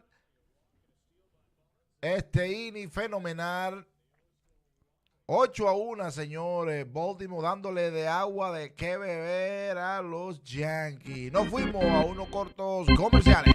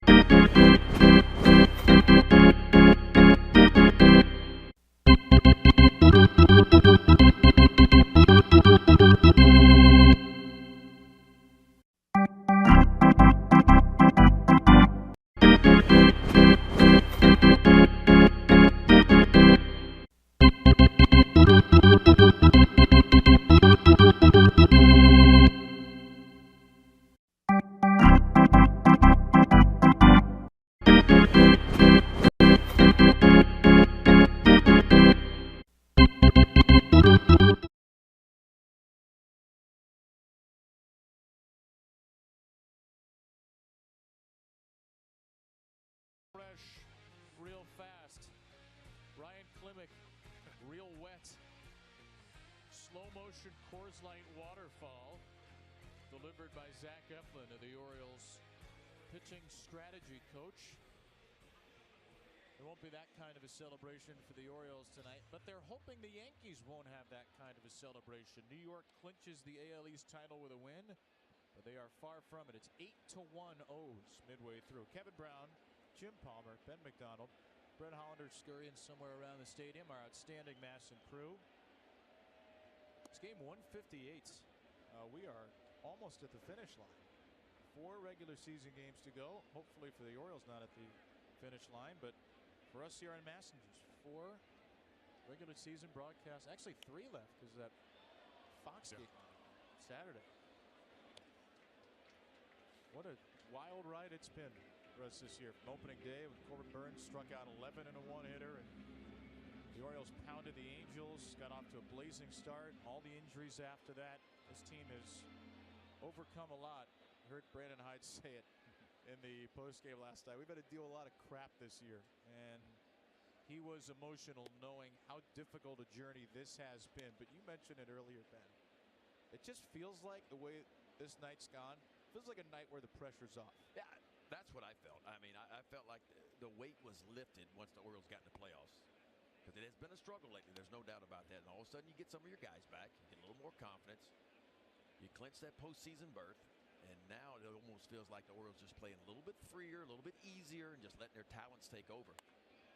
To right from Rizzo. That ball hooking. That ball will be foul. There's that cut fastball, but got it in just enough where you can only hit it foul. Yeah, the other thing is, you know, the Orioles always struggled against Cortez, so he doesn't pitch, and that's a big story for the Yankees. And then you get Stroman, who's not at the top of his game. Boy, do you take advantage of that. That ball sizzled to center by Rizzo. It's his second Yankee hit. And Anthony's been on both times. Well, those fans, don't miss a moment of the postseason push and the late season fun. Get Orioles updates and offers by texting Orioles to 31826.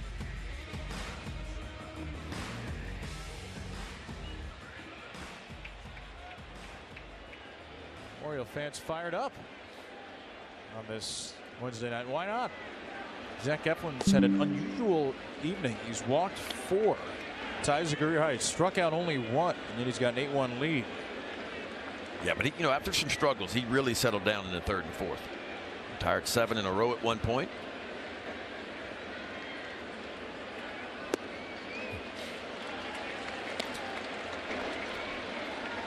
Huge out here. You know, he drove in the first run because, as you mentioned, 3rd time through the order, the numbers go up. You get to see the top of their order, and then they can do some damage.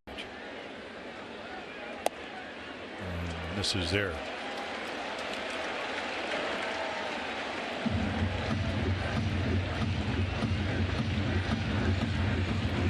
Sometimes you get to 3-0 in a pitch around. This is not, to state the glaring obvious, one of those times. Not with a 7-run lead, not against a guy who doesn't walk much. Well, this is, if your outfielders are playing a step or 2 to right, you're going, I got to throw a strike here, so maybe he'll be more of a pull hitter. But the Orioles didn't shift at all. Nobody. Infield didn't move. And he's got to throw a strike here. Well, he and that's the perfect strike. Little cutter right on the black of the plate. And it hasn't been a big strike zone tonight. Well, that's Zach Eflin at his best. And when he doesn't fall behind very often, he has tonight, but when he does fall behind, he seems to make a quality pitch when he has to. Looked like Carlos Torres got that right. 3-2 for Volpe. After leadoff single by Rizzo, trying to limit the damage with the top of the order coming up.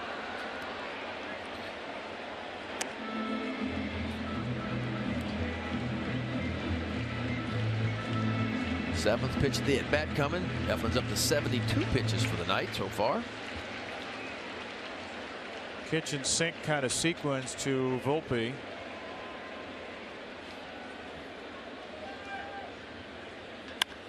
And a line drive into right field. That's well hit toward the short porch, but Santander gets there. Well, 21 home runs last year, 9 more than this year. Part of the reason a lot more balls on the ground, but that's kind of what he did last year. Drive the ball. That ball seemed to die. It did die. Yeah. Well, we talked about it last night. The wind was pushing in, and it's pushing in again from left field. Yeah. Santander was positioned perfectly, too. I don't think Anthony Santander enjoys much more than making a catch right in front of the Yankee Stadium fans. Making some new friends tonight. 1 on, 1 out for Torres. Strike called there with a running sinker. They are right on top of you in right field here. And they let you know about it too here. I don't know. When I shagged, I used to shag in center field. Shallow center field. That's right. You did not want to go to the corners. And I mean, obviously the fans want their Yankees to win, but. Torres to first, skips off of Mountcastle. Westburg has a play. That's the kind of night it's been. That's the Tiger baseball. That's what happened over the weekend. Baseball. That was Oriole baseball last year. That was Oriole baseball in April and May, and finally luck is coming around. He just shoved it right over there to Westy, who collects it. Mountie gets back to the bag and collects the out. The Tigers did this about a little 3-4-3. Yeah, about Saturday and Sunday on probably 3 or 4 occasions. Karams. Now you got to give him credit because you're there and you got to make the play. If he doesn't put leather on it, you don't get the deflection. Oh, this guy again.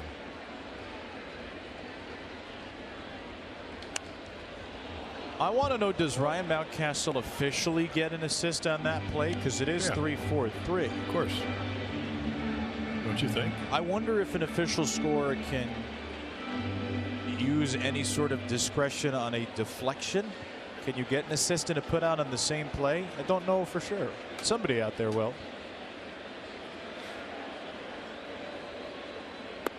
1-1 for Soto.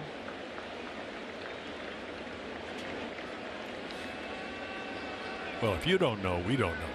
How about that? Yeah. Well, it's been a long time since the Orioles had a night like that with runners in scoring position. Soto to the left. Retornamos, señores, a este toque de queda de pelota de la MLB. Saludos para José Ignacio, que está activo en The Latino Radio Show. Vamos a darle like a la página, vamos a seguirla. José, de lo mío personal, ¿qué es lo que tú dices, José? Juan Soto, señores. 2 strikes, 1 bola. Terminando el quinto inning. 8-1 ganando los Orioles de Baltimore a los Yankees. Ahí está Juan Soto, señores, midiéndolo con una cinta métrica para ver por dónde que le va a hacer la 45. Se prepara el pitcher, viene el lanzamiento afuera, el picheo. Él no quiere toparse con Josh atrás, porque oye, Soto es una bestia y Josh es otra. El Georgie, un tipo peligroso. 2-2 al conteo, corredor en segunda, 2 out, 8-1 ganando Baltimore. Se prepara el pitcher, viene el lanzamiento. ¡Señores! ¡Señores! ¡Quítense! ¡Quítense! ¡Quítense! ¡Que se murió! ¡No, no, no, no, no! ¡Me huele a tequila! ¡Me huele a tequila! Dígale que no esa pelota, señores. Te lo dije en el línea anterior, que Juan Soto le estaba esperando ese en la bajadita. No te lo dije. Me debe $100, DJ el Monstruo. Bárbaro. Estamos activos. Y como yo pago.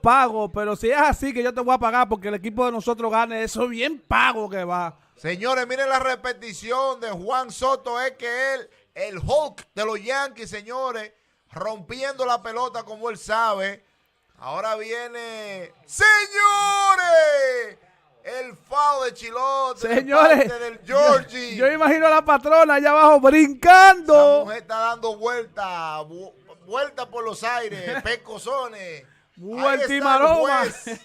Aaron Georgie, señores, se prepara el pitch, viene el lanzamiento. Ay, sí lo pasó, señores. 2 strikes, 1 bola, el conteo para Aaron Georgie. El Georgie, señores. ¿Te imaginas que le había dado esa pelota? No. Han pasado el back-to-back de Aaron Georgie y Juan Soto. Han pasado por ahí ya, señores. Señores, cerrando el quinto, 8-3, arriba Baltimore. Y aquí amenazan los Yankees, señores. Hay 0 bolas, 2 strikes para Aaron Judge. El pitch está asustado. No se ponche, siga la página de Latinos Radio Show. Lanzamiento. Afuera el picheo. Oye, le está matando. El pitcher sabe dónde dice peligro. Él sabe dónde dice peligro, no le da. Saludos para la gente que están en la página de Latinos Radio Show. Vamos a compartir, vamos a darle like, vamos a seguir. Dale a la campanita para que te lleguen las notificaciones. 2-2 el conteo para el juez Aaron Georgie. Se prepara el pitcher. Dice José que está activo con este partidazo. Viene el lanzamiento. Señores, foul a la vía derecha. Si yo fuera el pitcher, llamara yo al manager y le digo, sácame. ¡Basura! ¡Basura! Señores, vamos al mambo. Se prepara el pitcher. Viene el lanzamiento. Bajito. Bola número 3. La cuenta se pone 3-2. Huele a peligro. Como dice la canción, Huele a señores. peligro. Ahí está el juez Aaron Esa George. me gustó. Huele a peligro. Se prepara el pitch, viene el lanzamiento. Señores, línea que pasa de gira entre el medio del terreno. Señores, ahí va Aaron George para primera. Está doblando para segunda. Lo detiene. Está loco, Y los Yankees, señores, están amenazando con poner esta jugada nítida. Recuerden, señores, que esta transmisión es traída a ustedes por el barbero más bacano. Y este es Elvis de Master Barber, ubicado en la Carolina del Norte, allá en Raleigh. Señores, dice la patrona, Judge MVP de la Liga Americana. Pero claro, pero acuérdate que está Soto también. O sea, aunque esté dando los honores que esté dando, los numeritos de Josh le dan el favoritismo, pero también está Soto ahí. Bueno, hay movimiento en el bullpen, en el bullpen de los Orioles. Perdón, sí. Mira, estoy hasta nervioso. Yo lo que estoy loco es que aquí se arme un rebú, como lo saben hacer los Yankees de Nueva York. Ahora viene el hombre del bozo ahora, Wells. Ay, y es miedo que le tienen al bocito. No es a la greña, no. Saludos para José Ignacio, que está activo ahí, mío personal. José, dale a compartir, dale like. Dale para adelante este link de esta transmisión desde Latinos Radio Show, activo aquí desde los Estados Unidos con tu DJ López. Recuerden, señores, que ya estaremos transmitiendo los partidos de la pelota invernal del Lidón de República Dominicana. Y eso va a ser con tambora y guira, mi gente, y hasta saxofón. Ando con el bárbaro. ¡Azura! Ahí está Wells, señores, bateando 2.25. Se prepara el pitch medio asustado. Le tiemblan las manos, señores. Viene el lanzamiento. Bola afuera. Está bajando de milla. Tiene una bola 0 strike. 88 picheos para Eflin. Buen pitch, pero lo están sonando. Después que los 2 caballos le dieron, se fue todo a pique. Señores, la canción de DJ López nueva. Huele a peligro. Señores, se puso arrecha la cosa aquí.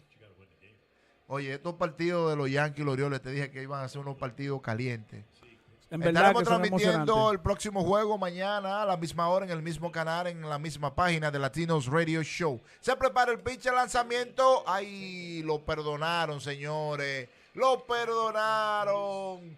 2 outs, 2 bolas, 1 strike. Cerrando el quinto inning, 8-3, ganando los Baltimore. Señores, Wells, que ha tenido un año asombroso, manito. Sustituyó a Triviño y se quedó ahí, hermano mío. bola bajita, 3 bolas, 1 strike para Well. Recuerden, señores, que esta transmisión es traída a ustedes por Rapid Dry Restoration, activo. También por Gaby Music, la para de los musicólogos en Reading, Pensilvania. Ya lo sabe la gente de Reading activo, pueden seguir la página y vamos a ponerlo a sonar como es. Lanzamiento, bola alta, cuarta mala para Well, señores. Corredor en primera y en segunda, se prende el Yankee Stadium, señores, se prende.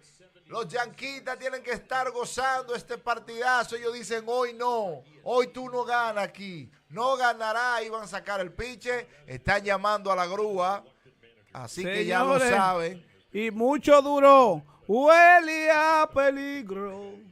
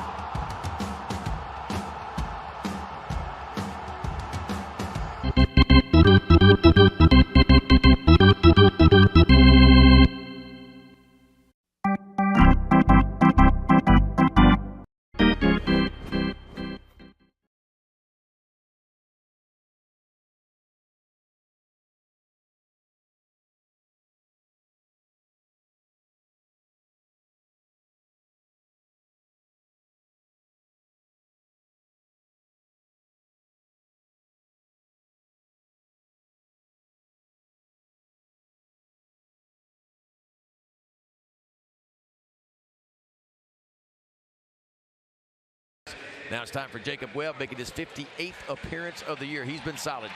3.23 ERA, better than a 2-to-1 strikeout to walk ratio, and opponents hitting 191 off the right-hander. Webb. Yeah, he faced Stanton last night in the 6th inning, struck him out. The only batter he faced got an out. Stanton came close to a tying homer. And 92 right down the pipe. Yeah. Señores, ahí está Giancarlo Stanton, señores, de 4-0 con 4 ponches. Se prepara el piche, lanzamiento alto el picheo. Señores, recuérdense que Giancarlo Stanton le da hit a los piches locos. Y este está como medio loco. Te lo estoy diciendo, se lo he dicho a la patrona. Este le da a los piches malos, A los que están descontrolados, a este que te le da. Lanzamiento, línea que sale de foul. Señores, no baten de foul, sigan en sintonía con The Latinos Radio Show. Heads up. Señores, se está poniendo la cosa buena. Seguimos activos en The Latinos Radio Show. Lanzamiento, línea, señores, que se le cae. Señores, todo trata de tirar primera y no puede, señores. Señores, vamos allá. Se prende el Bronx con el bateador Giancarlo Stanton, uno de los mejores en la liga, lo dice la patrona. Ahí debe estar la patrona brincando, la patrona, la dueña de toda esta vaina. Míralo ahí cuando te lo digo, cuando que se necesita el palo. Ve hacia Torre y da un flycito otra vez para atrás. Así mismo, esa basura. Esta. Señores, bases llenas. Interesante. Ahora el partido. viene Jats. Este si no, este te da sorpresa. ¡Lanzamiento, señores! Quítenlo del medio, por eso un fly al jardín derecho que termina el inning con Ese es el verdadero bárbaro. Eso es un bueno, pero nos dieron un inning emocionante y el partido está 8-3 arriba los Orioles de Baltimore. Sigan en la sintonía con The Latinos Radio Show.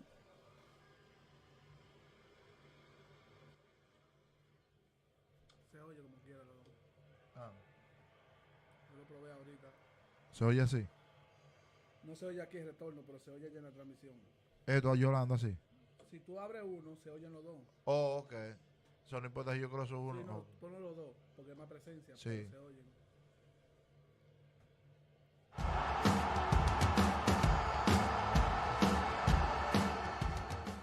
Mira.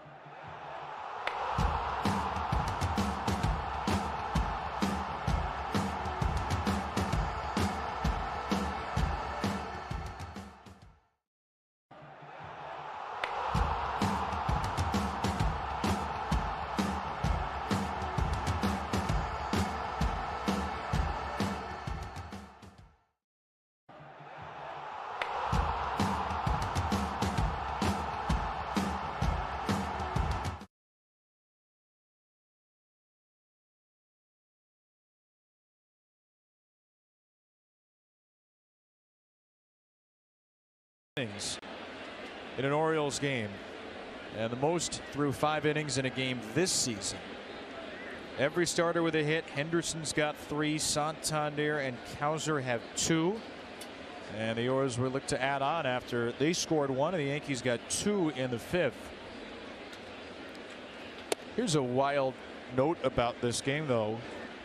The Orioles have 15 hard hit balls, and yet the 5 hardest hit balls in the game belong to the Yankees. Stanton, Judge, Soto, and Dominguez all at 109 or harder. And a 2-0 count now from Cody Poteet, the Yankees' third pitcher, to Jordan Westburg. Poteet on 7 days rest. Clayton Beeter, an inning and a third, gave up 3 hits, 2 earned, walked 1, struck out 2. Marcus Stroman, the starter, gave up 10 hits, 6 earned, 3 and a third, with only 1 strikeout. Again, this was supposed to be a Nestor Cortes game, and if it's a Nestor Cortes game, it probably looks a whole lot different than it does today. But the Yankees fear that Nestor Cortes may well be done for the year, though they're not confirming that yet. Westburg, the roller to shortstop, sucked up by Volpe, who throws him out. What he's going to do the PRP shot, and you know, with rest. Señores, tremendo inning el pasado para los Yankees. Lograron anotar una carrera. El partido se puso 8-3. Ahora ya dicen que la pelota es redonda y viene en caja cuadrada. A esa gente yo le digo que la pizza es redonda y viene en caja cuadrada y se come en triángulo. Y yo nunca he visto una pizza devolverse después que se comió. A menos que no sea por otra parte. Se prepara el lanzador. Viene el lanzamiento. Bola alta.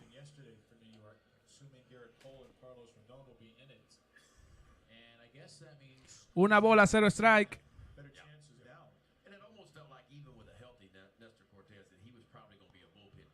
Está interesante el asunto. 1-1 el conteo. Un out y abriendo el sexto inning ya, señores.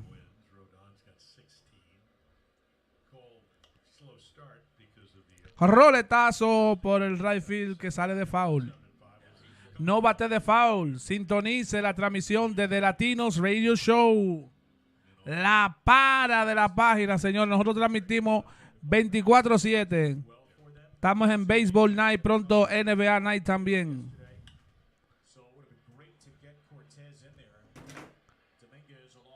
Domínguez captura la bola.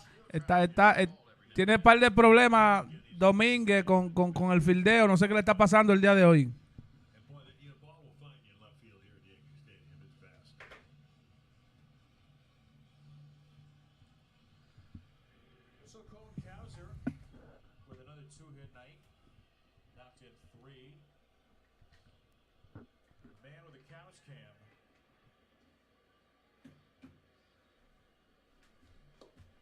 Strike en la parte baja.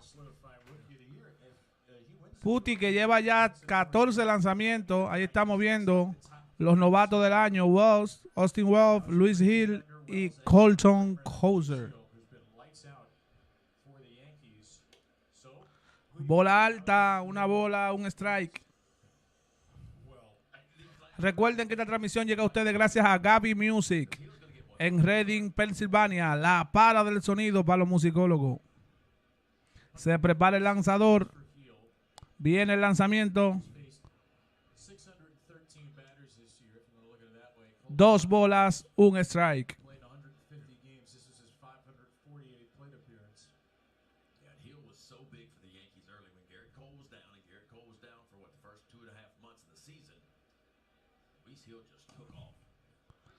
Se lo cantaron, señores. 2 bolas, 2 strikes.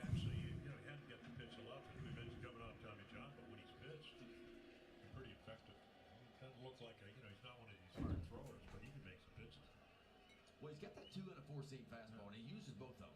He'll throw that 4-seamer up, the 2-seamer down. A little change up and breaking ball to go with it. Wow. Strikes out Colton on a curve. It's a 1-2-3 for Putti. Orioles lead it 8-3 midway through the 6th.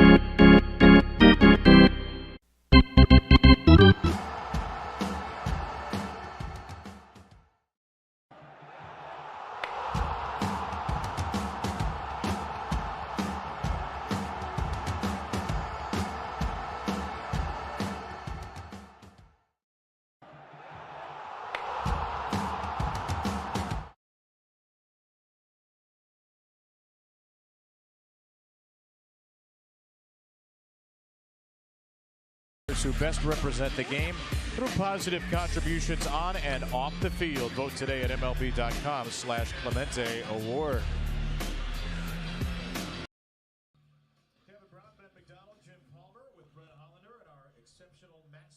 Y estamos de vuelta, mi gente. 8-3 el partido. Abriendo el sexto inning, cerrando el sexto, perdón. Ahí va, bola mala. Una bola, 0 strike. Para el Alien. Domínguez, señores. Viene el lanzamiento. Línea que pica de hit, señores. Y fue foul, señores. Vuelve para atrás con el mismo ánimo.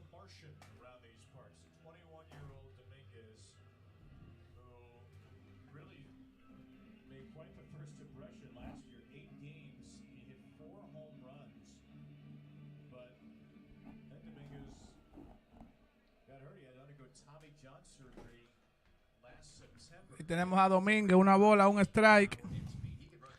Strike en la esquina de afuera ahí. Una bola, 2 strikes para Domínguez. Se prepara el lanzador, viene el lanzamiento. Foul hacia la parte de atrás. Una bola, 2 strikes.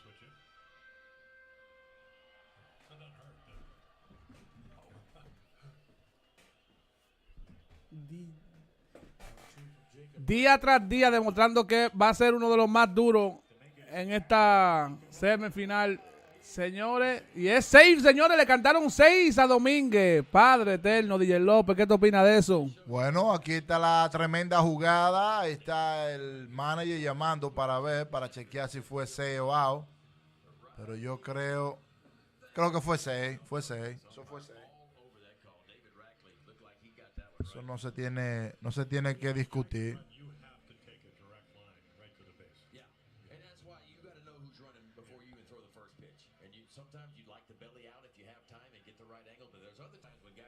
Señor, 8-3 puede, el partido. Una gente en primera. Cuando te dan esos tipos de palos, el pitcher tiene que correr derecho por la línea. Cuando tú te vayas, tú sabes, así de ladito. Eso es lo que pasa. Swing y abanica, señores. Para Anthony Rizzo. Está activo aquí en The Latinos Radio Show con tu DJ López. Ando con el bárbaro. Se prepara el lanzador. Esa. Viene el lanzamiento. Foul hacia la parte de atrás. No bate de foul. Sigue la página de The Latinos Radio Show. Recuerden que estamos ya activos en lo que es el tremendo podcast con tu DJ López. Muy pronto en todas las plataformas digitales. Señores, uno de los podcasts, tremendos podcasts. El final de la historia, mi gente. Ahí va a estar la información, entretenimiento, farándula y demás. Siga en la sintonía con The Latinos Radio Show, Baseball Night. Señores, ahí está Anthony Rizzo, perdió un tiempo, está tratando de descubrir cuál será el próximo lanzamiento.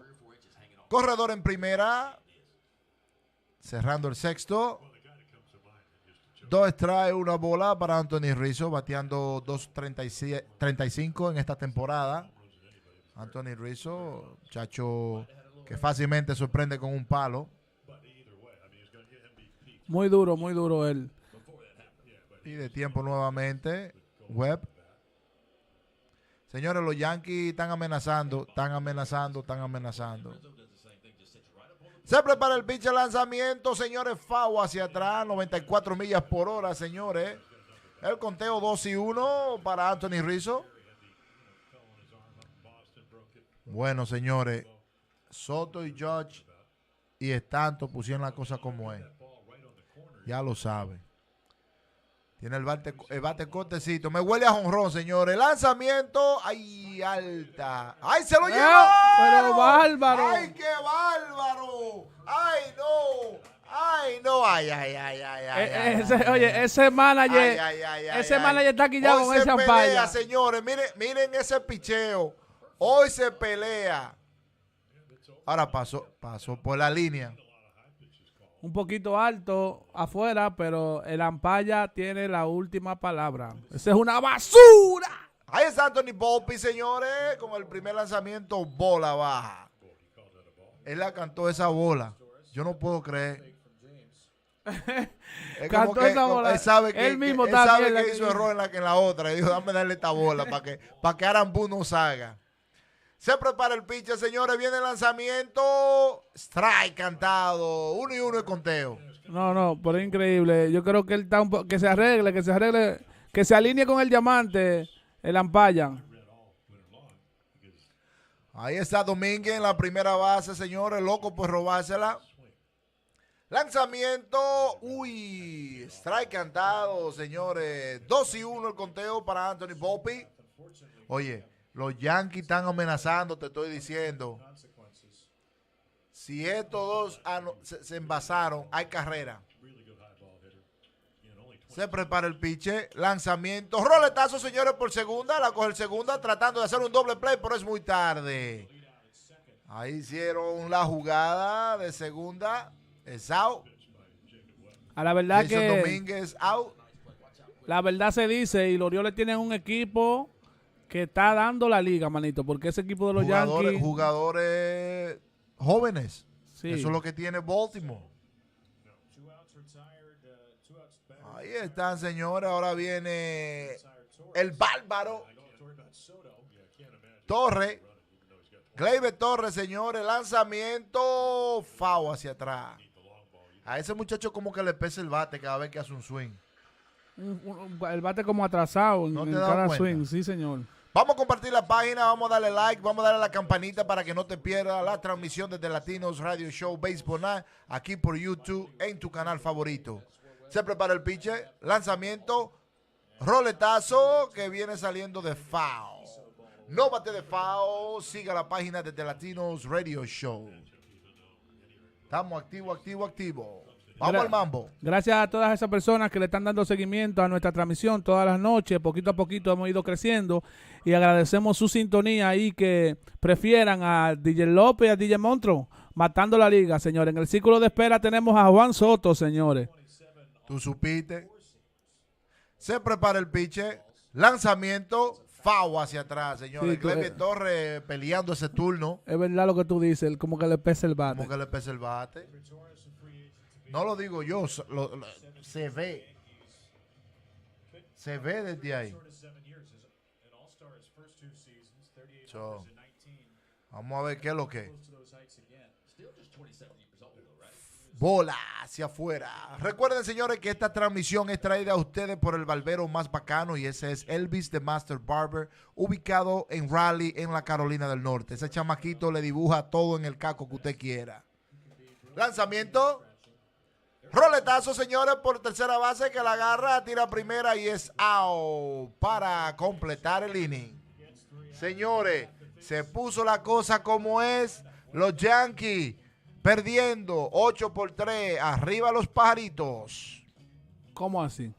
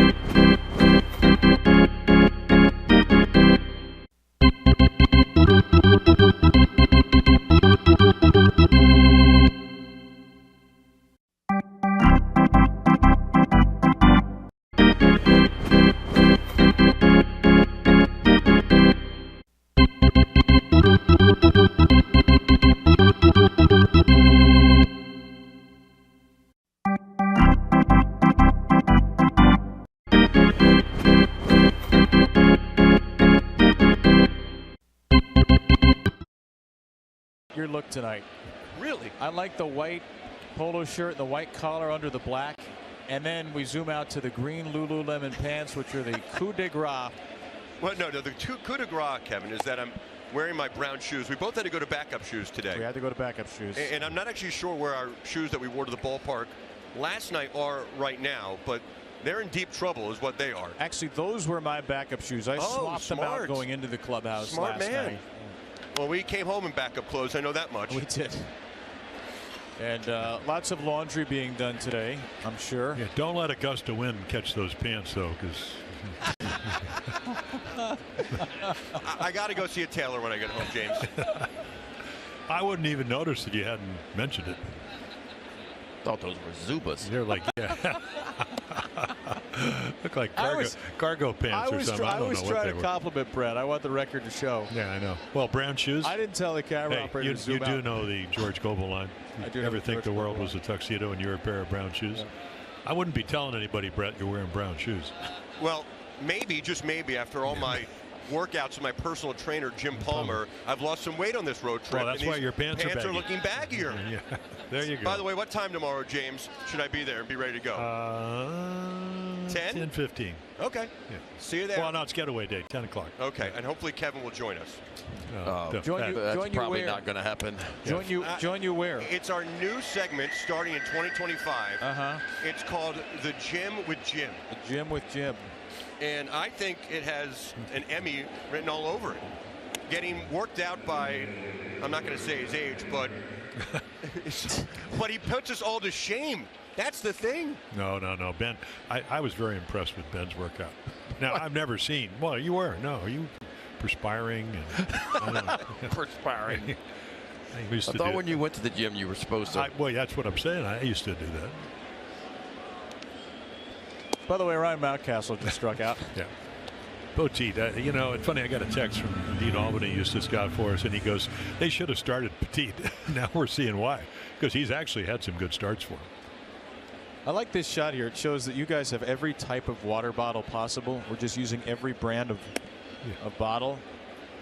Well, we're a multi-dimensional booth. We got a little bit of everything. A little Fuji. We got a little Fiji. Yeah. Got some Poland good Spring. and good and gather, and then we got Poland Spring. Yeah. Can you taste the difference? No, because I haven't opened up the Poland Spring yet. That's for extra innings. Well, hopefully you won't open it up. I just have my own water bottle here, so just have good old-fashioned filter water. Did you bring your lunch to school when you were a kid? Lunchbox and everything? I mean, I didn't make it, but yeah. Yeah, you brought it. I could see that. Yes, we all can see that. I'm not sure what that's supposed to mean. Well, you're you. Sorry, I like bringing a water bottle. You know, sorry, I'm trying to conserve the water on this planet. Scarcity of resources. My gosh, how dare I? Okay. Silence from the peanut gallery. Okay. No, I think I don't know what to say about that. Two OKs will suffice.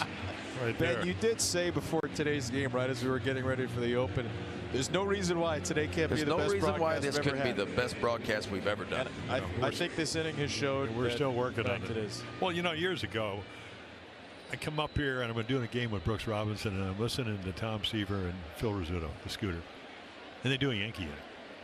You know, it's like 14-7 or something, or 8-3 like tonight, and they talk about, you know, Phil talks about his favorite golf course out in, you know, in Jersey. Tom's talking about his next card show or whatever, striking out 18 and whatever, and so that's a Yankee inning. We're doing an Oriole inning right here. I hope the kids who tuned in saying, I'm going to learn about baseball from Jim and Ben enjoyed those last 5 minutes.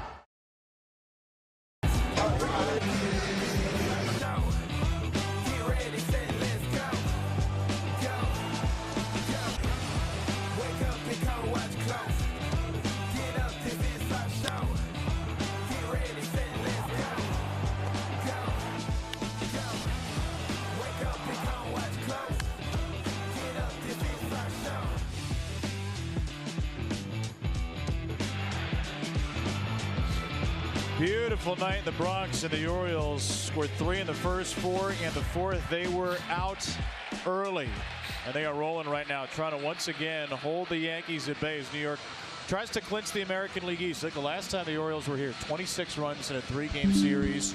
5 yesterday, 8 tonight. Once again, the bats come alive in the Bronx. Well, that was back, what, in June, right? So they were at full strength. They're getting back towards full strength. I mean, it's been, in my mind, a remarkable year when you look at all the starting pitching injuries, and they've actually pitched better at their starters. To be able to do that, you know, new pitching coach, two friends have done an outstanding stuff, and they play the Yankees well. If they win the night, they'll have won 8 out of 12. Big one for me is runners in scoring position. We know that's been a struggle. Orioles 6 for 11 tonight, runners in scoring position. That has been huge for the Orioles as well. So, I mean, that's a big part of their success. And Danny Coulombe, the left-hander, is in for the Orioles. Jacob Webb goes an inning in the third of shutout baseball, and there's Danny making his 32nd appearance of the year. 13 holes, a very good ERA. And boy, how about the strikeout to walk ratio? 32 strikeouts, only 4 walks from Danny, and opponents hitting 156 off the left-hander, Coulombe. Yeah, his whip before the injury is what, 067? That's walks and hits per innings. 16 inherited runners, and nobody scored. Couple of days rest for Coulombe, the only one of the 4 lefties not to pitch yesterday. And a big hook, and he gets a strike call on Juan Soto there. You know, the Orioles are still trying to be a little bit careful with Danny because of all the time he missed. A better portion of this season, really. Coulombe just back off the IL last week, and so he doesn't throw in the game last night. And Danny is back out there in a big spot today. Placed on the injured list June 11th, returned September 20th, so 3 months and 9 days on the IL. And ball 2 for Soto. That's a sweeper. Yeah. Well, again, this is such a great test because he makes you throw it over. It's going to be like the postseason. I mean, hopefully you end up playing the Yankees or somebody who are down the road or whatever, and you're going to have to get guys like this out. But he gets what? He gets you out 3-4 different ways. Yeah. He can kind of lull you to sleep with those breaking balls and cutters, and all of a sudden he can zip 90-91 on that two-seam fastball. Which he just did there. And so now you're kind of in between. Now Soto, and he's, you know, hits the ball the other way, and we already seen him homer to right center.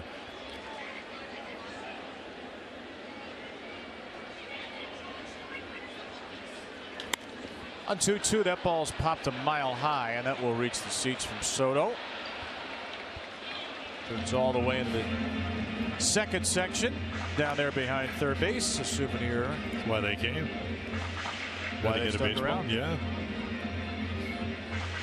And of course, 8-3 in this ballpark can disappear in a millisecond. Judge to follow. He's homered 3 straight coming into tonight.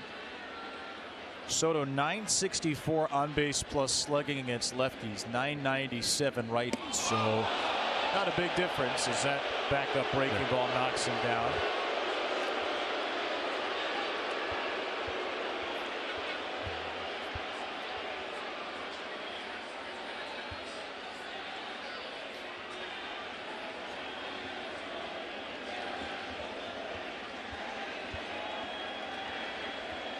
Straight 2 from Danny.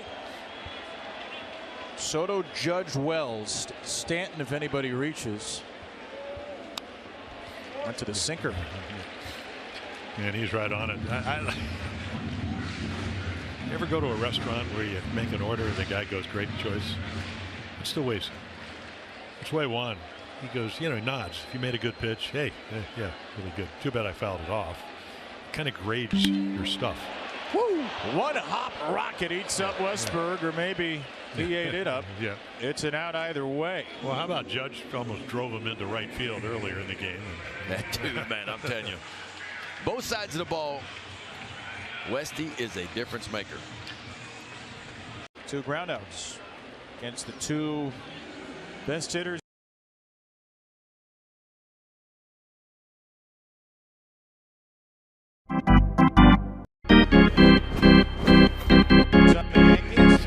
Baseball. What, 104? The ground ball. The Soto one or the no, that one. Soto was probably what, 108. The Judge one was Only 92. Really? I thought it was hit harder than that as well. Oh, Soto was 105. Yeah. Here's Wells, who's 0 for 6. He did walk last time in the series. Can you get out the batters around these two? Well, not Torres yesterday. He was 3 for 4. But Wells and Stanton, and Chisholm for that matter, the Yankees middle of the order, combined to go 0 for 12 last night. Now Stanton has reached base twice today, but Wells 0 for 2 with a walk. Chisholm 0 for 3. This is the part of the order that really needs to step up for the Yankees for a deep postseason run. It cannot all be on Soto and Judge's shoulders. Bouncing ball fouled off of Wells. Yeah, I mean, there's no way in the world that you would think that, and this is not disrespecting Austin Wells, that he's hitting 4th for the Bronx Bombers. Now, he's had a nice year, and he catches well and he relates well to the pitchers. But you would think, I think maybe if Rizzo plays well the next 3 or 4 games, he may move up into the lineup. Well, the good news for Wells, he's got Stanton behind him, and that's why he's going to see some pitches. But he's got to hit him when he sees him. That's right. And you go back to this game, they had a chance to get right back into this game when he came up after the back-to-back walks in the first, and Eflin made a good pitch, he did a double play, and then the Orioles were off to the races. He's been about a league average hitter this year, Austin Wells. Judge and Soto are so wildly far above league average. The average OPS in the league, something around 730. Judge is 1158, which is 122% better than average adjusted to the ballpark. Wells. Yes. No. But yeah, you just don't have, if you're the Yankees, a lot of great statistical options. Stanton's had a decent year, 770 OPS. Wells is at 731. Rizzo's hit for almost no power. Volpe doesn't get on base much, so they're still searching a little bit. 3-2, that's hit high and deep to center. Not deep enough. A 1-2-3 inning. Boy, it's great to have Danny Coulombe back. Orioles 6 outs away from another win in the Bronx.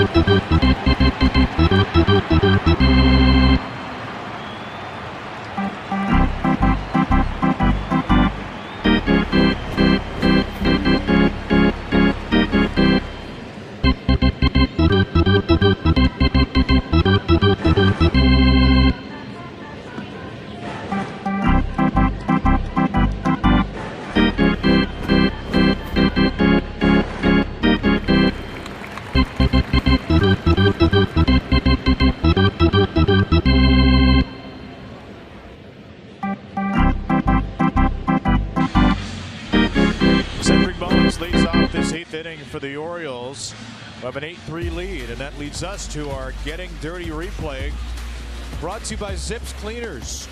Not 1 but 2 stolen bases for Cedric Mullins tonight. His 3rd career 30-steal year.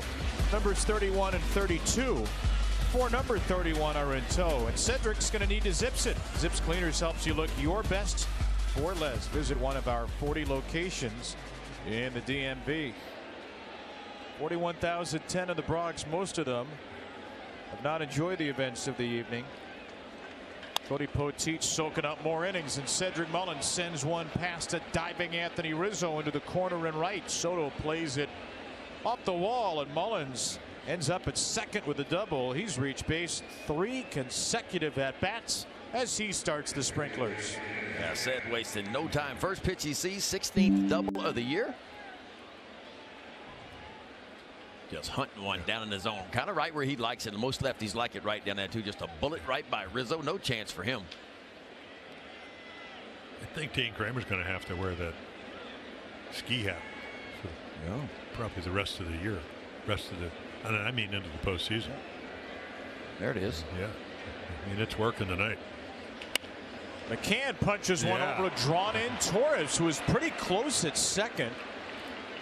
Even with a runner only at second, not at third, Torres was pretty far in, and McCann jams one over his head for a second time. Well, I love the approach, right? Lead off double. The idea is to get a ball to the right side, preferably on the ground, and move that runner over to third base. And McCann does even better than that. Just shoots a soft line drive right over Torres' head. So first and third for the Orioles here in the top of the 8th, and they're looking to add on with nobody out. And the Yankees, judging by the placement of Anthony Rizzo in James McCann's shorts, apparently thought James was going to bunt up by 5.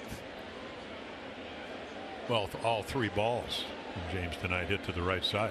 You kind of love that approach after hitting 2 home runs to left. James McCann with a 2-hit night. His last start, he had a 2-homer night. This has been a game where the Yankees need taller infielders. How many balls have we seen just over, or maybe longer arms? Over Soto's head out and right. Well, yeah, the ball was a bullet. Yeah. If they just built the whole plane out of Aaron Judge's, might be a shutout. That'd be an expensive lineup. By the way, McCann is the 5th Oriole, including Gunnar, with a 2-hit night tonight. Gunnar's the only one with 3. 1 and 2 from Cody Poteet. Well, we're going to see it before the year's over. You know, I think Gunnar's would love to hit 40 home runs, but he is really staying on the ball. I mean, you can tell he'll hit him because he's Gunnar Henderson, but he's using the middle of the field. But he's going to get into one, and he's going to hit it a long way because he can do that. It's a final in Detroit, by the way. The Tigers have won their 8th game in the last 9, 7-1 over Tampa Bay. That means the Orioles cannot clinch the top wild card spot tonight. They can only drop their magic number as far as 1. And the Royals won too. Yeah, the Royals shut out the Nationals 3-0. So 7 losses in a row for Kansas City's turned into back-to-back shutout wins against the C.J. Abrams-less Nationals. Well, the Twins have come back, tied up 3-3. How about the Padres ending the game against the Dodgers with a triple play? Incredible. To clinch a playoff berth. Yeah, and to stay within two games of the Dodgers with 2 more to play. Yeah, LA over the last decade has not had a lot of real fights in the National League West. But the Padres are sticking it to them right now in that remodeled San Diego team. 2-2 for Henderson. Poteet's 38 pitch in relief. And up the ladder, Gunnar strikes out swinging. Well, I can see why this kid had some success in spot starts. After coming off Tommy John surgery, he moves the ball around and goes right up the ladder. Pretty effective way of getting him to chase. And that high fastball sets up that really good breaking ball he's got. He'll throw a 2-seamer every now and then. And the control's been really good. Gregory Soto's getting heated up that Oriole bullpen.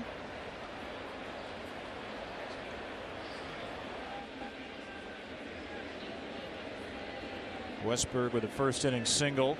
Runners at the corners are Mullins and McCann. And that's a big strikeout if you're trying to keep the scoreboard at 8-3. And that's really, you know, if you're a young pitcher, boy, this is when you can kind of impress them, get in trouble, and then try to get out of it. And Westberg needs a bit, you know, the only guy without a hit, right? First inning hit. Yeah. Oh. Yeah, everybody's got a hit. Oh, that's right. But that was a long time ago to be fair. I mean, you know, that first inning's like a blur because there's 6 straight hits in it. So. How about this? The Orioles have grounded into a league low 71 double plays this year, the fewest ever in a full season. 95. They are on pace to demolish their previous low. Westy trying to stay out of the double play here. And he will do just that. There's his second hit of the night. One in the first, one in the eighth. This brings in the ninth Orioles run. Mullins is home for the second time. And Jordan Westburg has his second RBI in 3 games off the injured list. Pretty impressive. That is. Yeah. I mean, runners in scoring position, 8 base hits tonight. I mean, think about that. The last 2 series for the Orioles, they've had a total of 8 base hits with runners in scoring position. They got 8 tonight.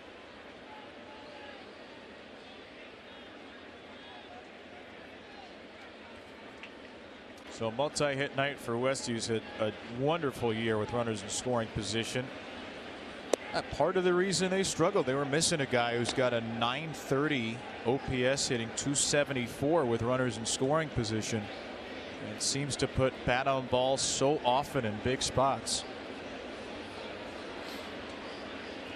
Santander with a couple of knocks. Yeah, those 8 base hits with runners in scoring position, that ties a season high. That's pretty good.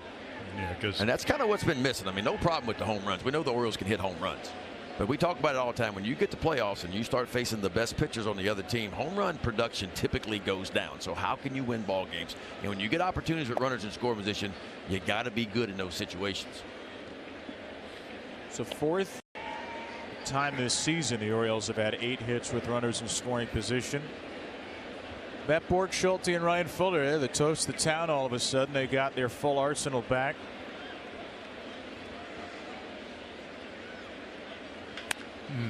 Over to first, there's Rizzo.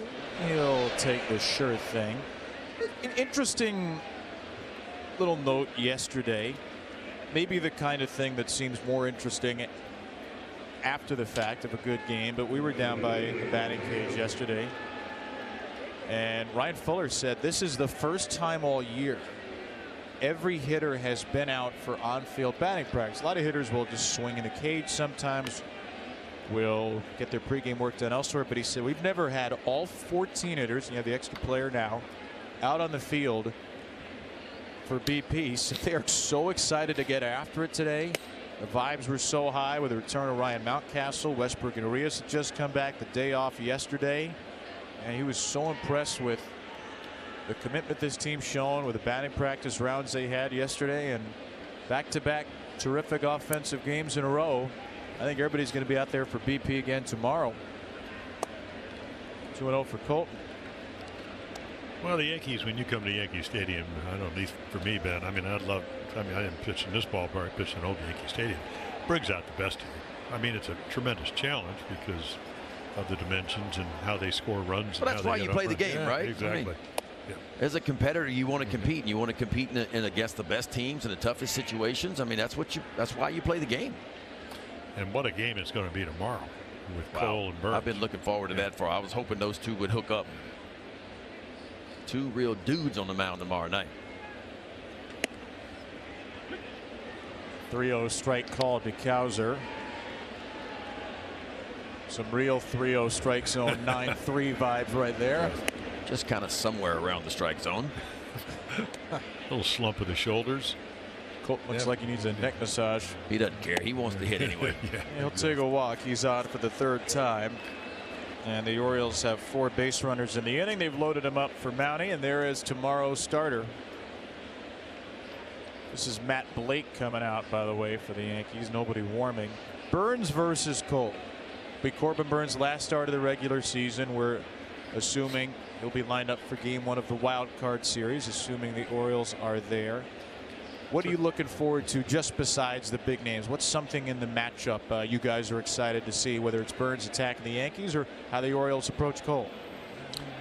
For me, both. Yeah. I mean, that's why you buy a ticket. I mean, one of the best pitchers in baseball, actually 2 of the best pitchers in baseball. Talk about Cole, who won the Cy Young last year. He's as good as anybody. Of course, Corbin Burns for the last 3 or 4 years in baseball has been arguably the best pitcher out there. And so to see these 2 guys hook up, and I mean, this is why you buy a ticket. You know, to see Burns go after Stanton, Judge, Soto is going to be fun. Well, it's the old school, you know, where you used to have all these matchups, and it's kind of what the playoffs are going to be about. Because you're going to see Burns, if it's the Tigers, it'll be Burns and Skubal. Right. Who's going to win the Triple Crown, I believe, I would imagine, in the American League. Cy Young and, you know, strikeouts, ERA, wins, 18-4. And then if would be Kansas City, it would be probably Burns and Lugo. So whatever it's going to be a real good matchup. Cole Reagans, who knows? Yeah.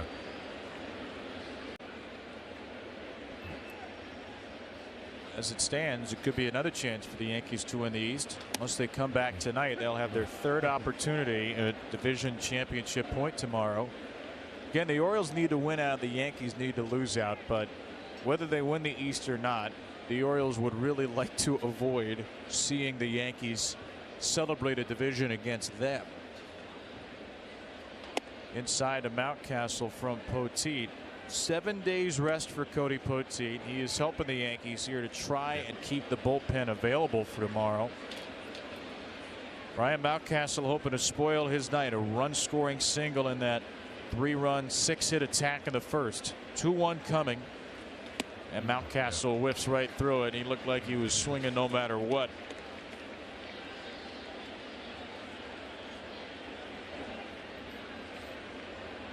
He's got McCann, Westberg, and Cowser out there. He can really explode this game.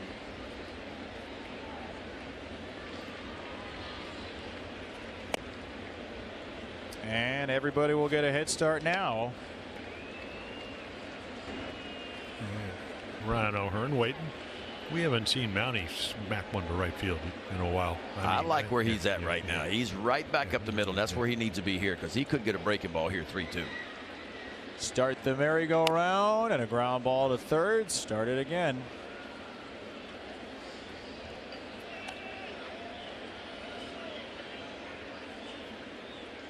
It's an 8-4-15 now with runners in scoring position for the Orioles, plus a walk from Cowser.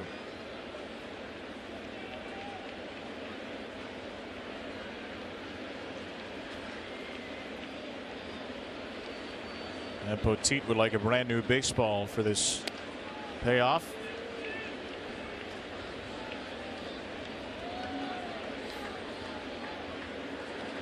Cody Poteet in his 24th major league game, trying to wriggle out of this jam with only one allowed. Mountcastle does put it in the air to right field, but into the glove of Soto, and the inning comes to an end. Orioles add another, and they're up 6 with 6 outs to go.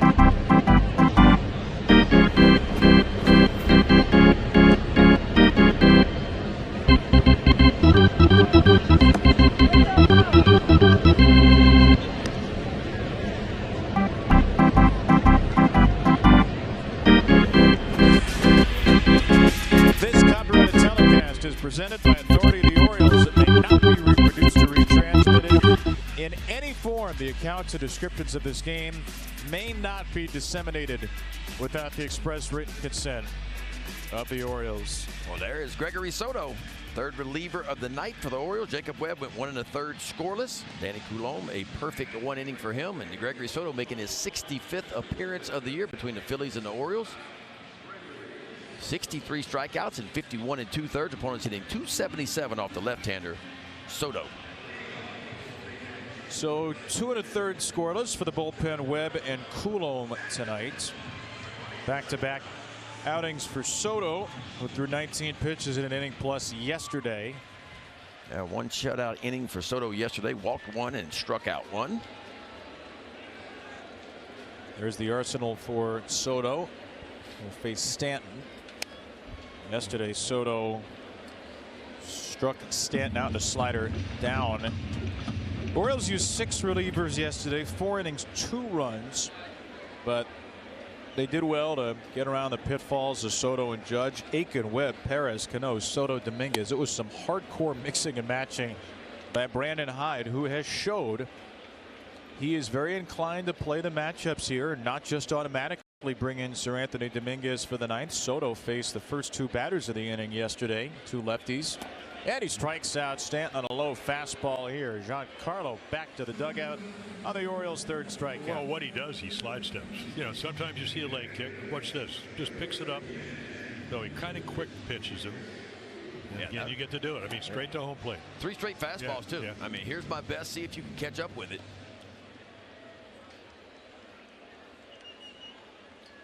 So Soto against Jazz Chisholm.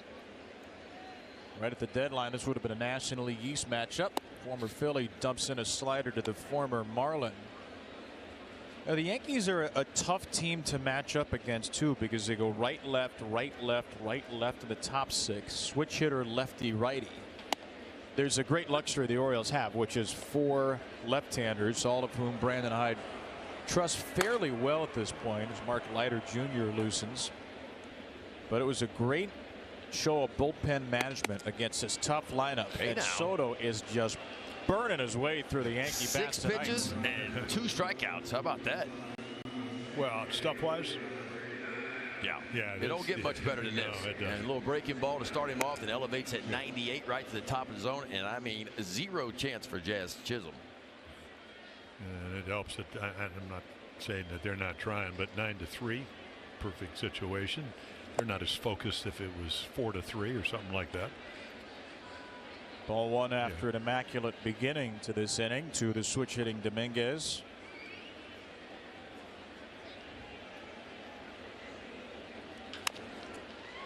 Bouncer to Henderson. 8 pitches, 3 outs. Gregory Soto's really finding his footing as an Oriole, and the Orioles find their way to a 6-run lead into the 9th.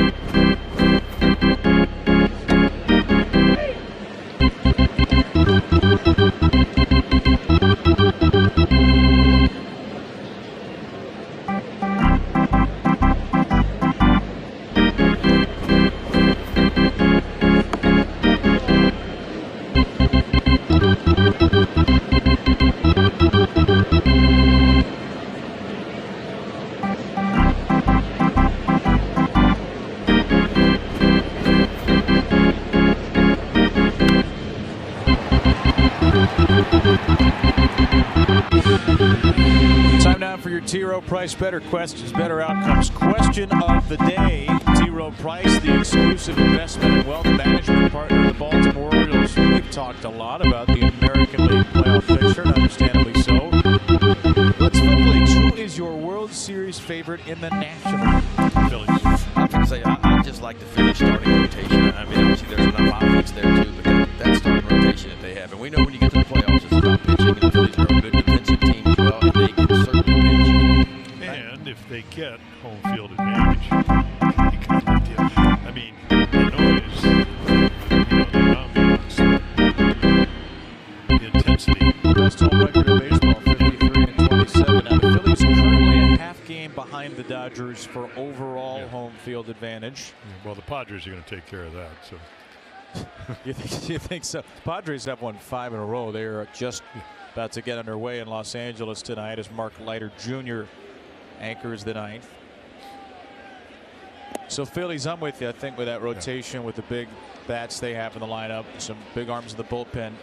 Yeah, and they were there last year. Who would be your next pick? Would it be the Dodgers? Would it be San Diego? Would it be even Milwaukee the way they played? I think San Diego. I'd go with the Padres. My second choice would be the Dodgers. Really? Yeah.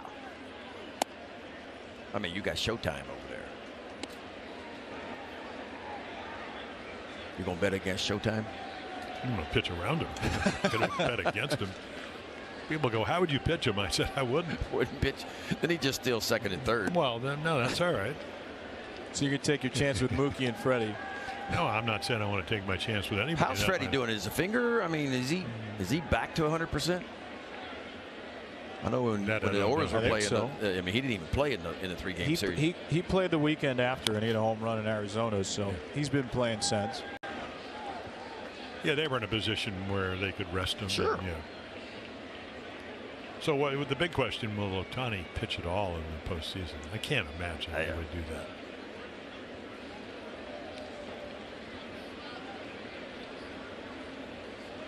Leiter to O'Hearn, that's inside for ball 3. Now the Padre bullpen's ridiculous right now. You have Robert Suarez, all-star. Tanner Scott's got a 210 with San Diego. Jason Adams got a 107. Brian Hoeing's got a 0.87 with the Padres. Under the radar pickup from the Marlins. Adrian Morejon, 287. Same ERA for Jeremiah Estrada, so they can shorten the game. And Michael King. Oh, yeah. Has anybody had a quieter 2.95 ERA did he type win his season? 13th Michael game King, yesterday? amazing. Struck out 201, and he was a Yankee. Traded to San Diego in the Juan Soto deal. What a deal that's turned out to be for both. 3-2 O'Hearn chases. Almost lost his helmet on a high cutter.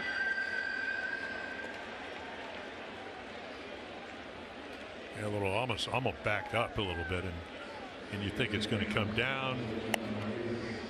9-3, maybe not as much focus. Chase a little bit.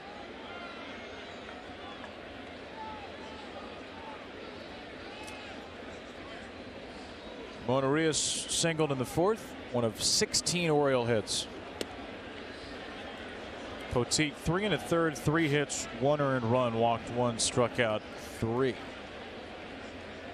Yeah, Poteet shows some good stuff. Yeah, I like his stuff. Well, I like the way he could pitch too. You know, it looked like he moved it around. He got a good sense of and feel for pitching. 16 hits for the Orioles tonight. You guys know the last time the Orioles had this many hits in a game? Yeah. Was it here? June right 7th, here. June 15th? June 20th. June 20th. 17 hits. Games? Yeah, 17 at the Bronx, which was their last game here before yesterday. So if the Orioles do get out of the wild card series, assuming they're there, and if they do face the Yankees, there will be no intimidation factor because they are on their way, it appears, to being 8-4 against the Yankees this year with some of their best offensive performances. Adley Rutschman get the day off today. By the way, James McCann was the planned catcher against Nestor Cortez. Brandon Hyde had told James, I'm going to play you against Cortez, so keeps him in there today, gives Adley the day off, and Rutschman should be back in there tomorrow against Garrett Cole. Strike 3 as Leiter gets Rios. 8 strikeouts for Yankee pitching tonight. 2 down in the 9th. Yeah, quality pitch. Orioles got a lot of balls in the middle of the plate and didn't miss them, to their credit. Yeah, you think about this. The Yankees have not lost a series in their last 5. They're 5-0 in their last 5 series. And the Orioles haven't won a series in the last 5. Yeah. Seemed like an unstoppable force against a very movable object, and how quickly the tables have turned here in the Bronx. 41,010. It looks to be maybe a 1/6 of that remaining. Unless the Yankees have a historic rally in their bats, they will have to wait till tomorrow to try to clinch the American League East. And again, you mentioned this earlier, Jim. They're only a game and a half up on Cleveland for home field advantage coming into tonight. Cleveland's already won, so that's going to be a half game with the loss. Now the Yankees do own the tiebreaker, but the walls may be closing in for overall home tied field. in wins, I believe, right? Tied in wins. Yeah. There's the Guardians final today. They took care of Cincinnati 5-2. I think they had like a perfect game going into the 7th. Mullins, a little lob out to right. There's another base hit. 3 of them for Cedric tonight. He's walked, he's stolen 2, he's scored 3. It's one of the best games of Cedric Mullins' season. Well, you love production down at the bottom because it just begins to roll the lineup back to the top. I take Cedric Mullins 3 base hits tonight out of the 8 hole. McCann's got a couple base hits out of the 9 hole. Yeah, and I don't think he's going to steal, even though he could. So, but that such an impact player offensively when he gets on. You know how good he is in the outfield. That's Mullins' 3rd 3-hit game of the year, and this is James McCann's 9th 2-hit game of the year. He does not have a 3-hit game tonight. A 3-hit game this season, should say. No, he also doesn't have one tonight.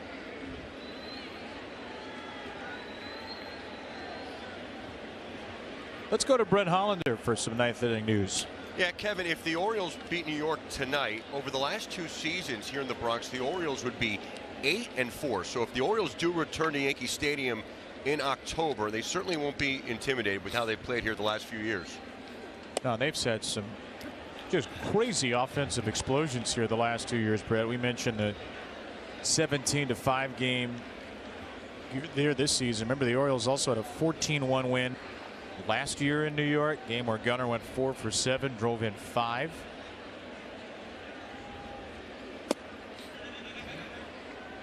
Brendan Hyde said it. There is something to the way this team feeds off of hostile environments and the great road crowds that sometimes they get. They seem to lift these Orioles up. Well, sometimes it brings out the best in you. Leiter with 3 strikeouts in the 9th inning. Orioles need 3 more outs for a series win in New York.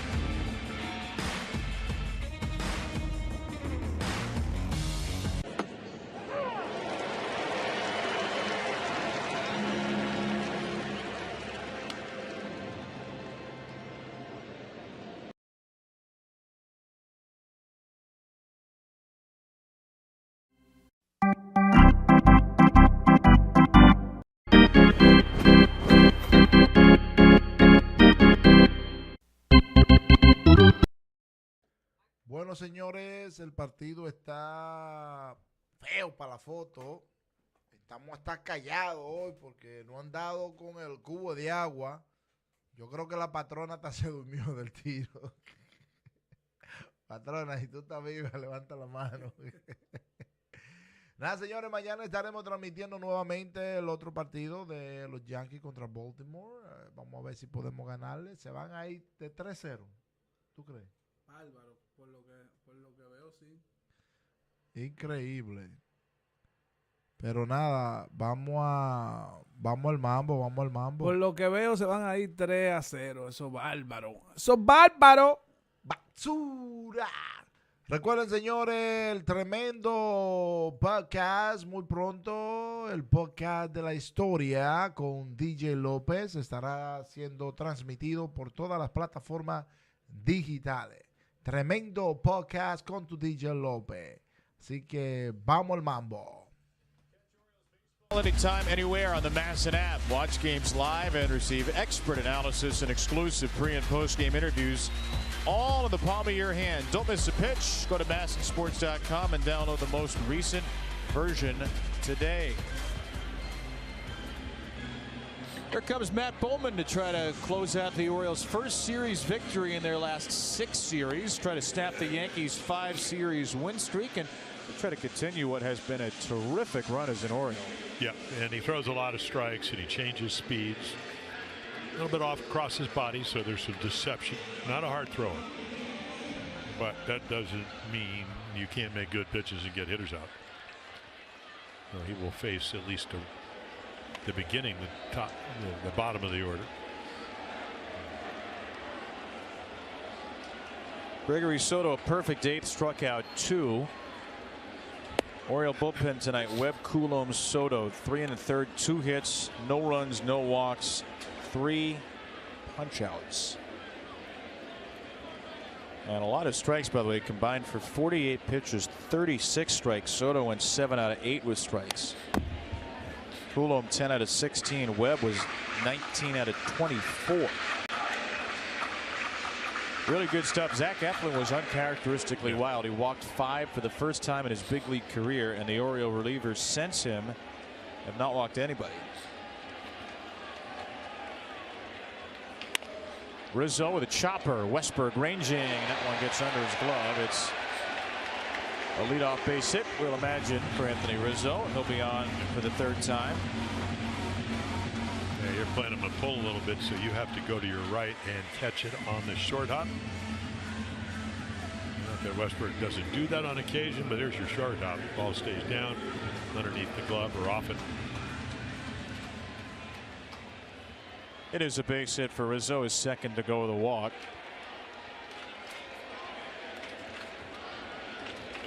Strike 1 to Volpe. Well, the Minnesota Twins have finally come alive. They are now beating the Marlins 8-3. They've scored 8 in a row. Unfortunately for the Twins, both Kansas City and Detroit have won. So there are the standings right now. Minnesota 2.5 back.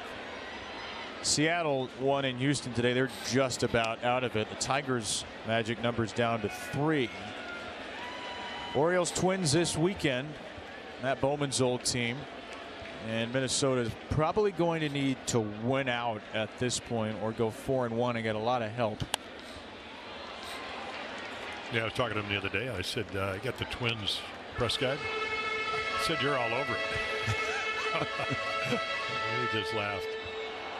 This is 4th team of the year, Matt. Yeah. Not to be confused with the former Oriole Mike Baumann, who's pitched 5 teams this year, which ties a major league record. Big Mike. He's in Miami now, right? He's in Miami now. Hey, by the way, we need to congratulate Big Mike. He literally just posted 11 minutes ago on his Instagram. He and his wife had their first kid, Bowen really? Michael Baumann. Congratulations. Congratulations to Big Mike and his wife, Nicole. That's wonderful news. Yeah, a big part of last year's Orioles success, going 10-1. Yeah, he had some big moments in the Oriole uniform. I remember all those extra inning games. He'd come in, runner at second base, nobody out, and pitch well. If it wasn't him, it would be Batista. That's why the Orioles were 11-6 in extra inning games last year. Strike 3. Bowman elevates to get Volpe. Well, he managed him. You know, he went to Princeton. I'm going to call him the professor. Well, he's got enough on the fastball that he can do this. I mean, he can slow it down with the splitter and the breaking ball and the changeup and all those things, but he can zip it by you too. And then perfectly thrown up and in.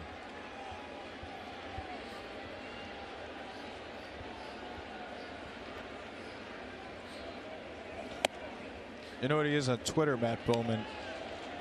Bowmander in chief. Professor's good, though. Yeah, I like. Have you pitched that to him? No.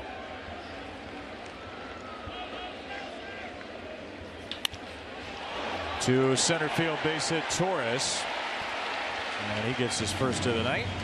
So the Yankees have 2 on for Soto.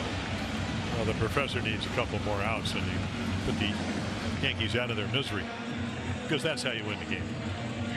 You got to get 27. And now you're back to where you don't really want to be.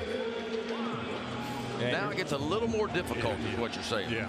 And you really don't want to warm up another reliever. You used 6 yesterday, 4 tonight. But you will as they scurry. You think the bullpen is like an aircraft carrier. They're all running around. Yeah. And looks like it's going to be double barrel action down there. Well, again, these are games you got to win. So Sir Anthony and Keegan Aiken. Like Keegan Aiken is picking up the mantle every day. This would be a 4th and 5. Ahí está, señores, Juan Soto, el hombre que pone esto a vibrar.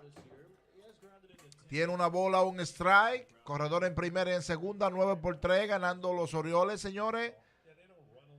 Están todos animosos. Lanzamiento, bola afuera.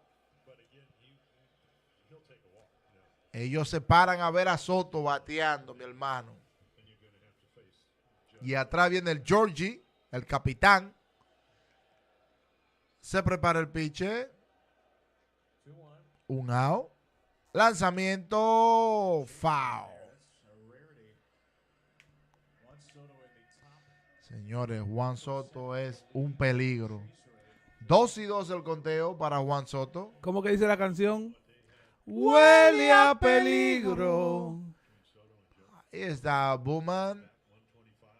Se prepara, lanzamiento, línea, señores, que sale entre la parte derecha del jardín. Ahí está bajando Anthony Rizzo, señores, para poner la carrera 4-9. Señores, yo creo que los Yankees no quieren perder este partido, pero hay un out. Corredor en primera. Corredores en las esquinas y viene el juez. Y ahora viene el Georgie. Fácilmente se prende la garabía aquí en el Yankee Stadium de Nueva York con los Mulos del Bronx. Aaron Judge. Ese chamaco. 323, 50 y pico jonrones. Un hombre más grande, el hombre más alto de la liga. Lidiando los jonrones y las carreras.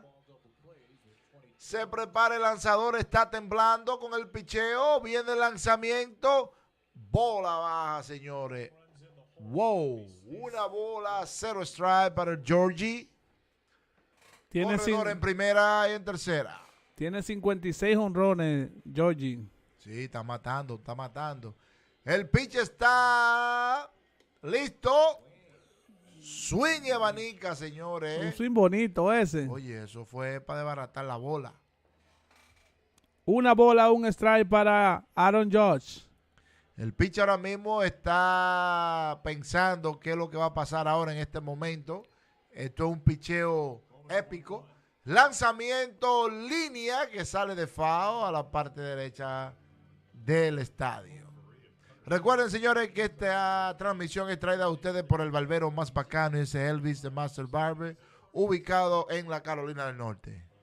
También por Gaby Music, la para y la solución para los musicólogos en Reading, Pensilvania. Se prepara el pitcher. Viene el lanzamiento. Bola afuera. 2-2 el conteo para el capitán Aaron Georgie, de lo mío personal. Vamos a seguir en la transmisión compartiendo, dándole like y siguiendo la página. Dale a la campanita para que no te cuenten. Solamente aquí en The Latinos Radio Show. El pitch de lanzamiento. 3-2 el conteo para el Georgie. Ahora aquí es donde se paran las aguas. Aquí es donde se sabe por dónde que se le mete el agua al coco. Aquí es donde se va a poner la cosa reñida. ¿Le tirará el pitch una recta por el medio? Foul hacia atrás. Oye, está perreándole el pitch al Georgie. Huele a peligro. 3-2 el conteo. Cerrando el noveno inning. Corredores en las esquinas. 9-4 ganando los Baltimores. Oye, es malo que te quiten un juego, pero más malo es que esté 9-9 y te lo quiten. Ahí sí es triste. ¿Tú crees que los Yankees ganan este juego esta noche? Dudoso, pero nada es imposible en la pelota. Se prepara el pitcher. 3-2 el conteo. Viene el lanzamiento. ¡Señores! ¡Quítense del medio! ¡Que se fue esa pelota, señores! ¡Bárbaro! ¡Qué palo! ¡Qué palo, señores! ¡Se lo dijimos! Y se está jugando pelota todavía. Se lo dijimos que el Georgie es el campeón de campeones. Ahora le voy a poner MVP. Georgie resuelve. Georgie MVP. Bárbaro. Señores, miren la repetición de ese palo. Tremendo cañonazo, señores. El pinche bajó la cabeza. Eso fue un palo, señores, que salió a 300 millas por hora de ese bate, señores. Eso es increíble. Bárbaro. Yo me río de que va a... Mira, como que cree que la va a parar la bola. Aguajero. Bárbaro. Señores, qué tablazo, señores. Vaciaron las bases, señores. 7-9. ¿Tú crees que este juego se vaya a extra inning? Después de esa galleta, el equipo de Baltimore está temblando, señores. Señores, qué bacanería. El juego está por 2 carreras, bro. Vamos al mambo.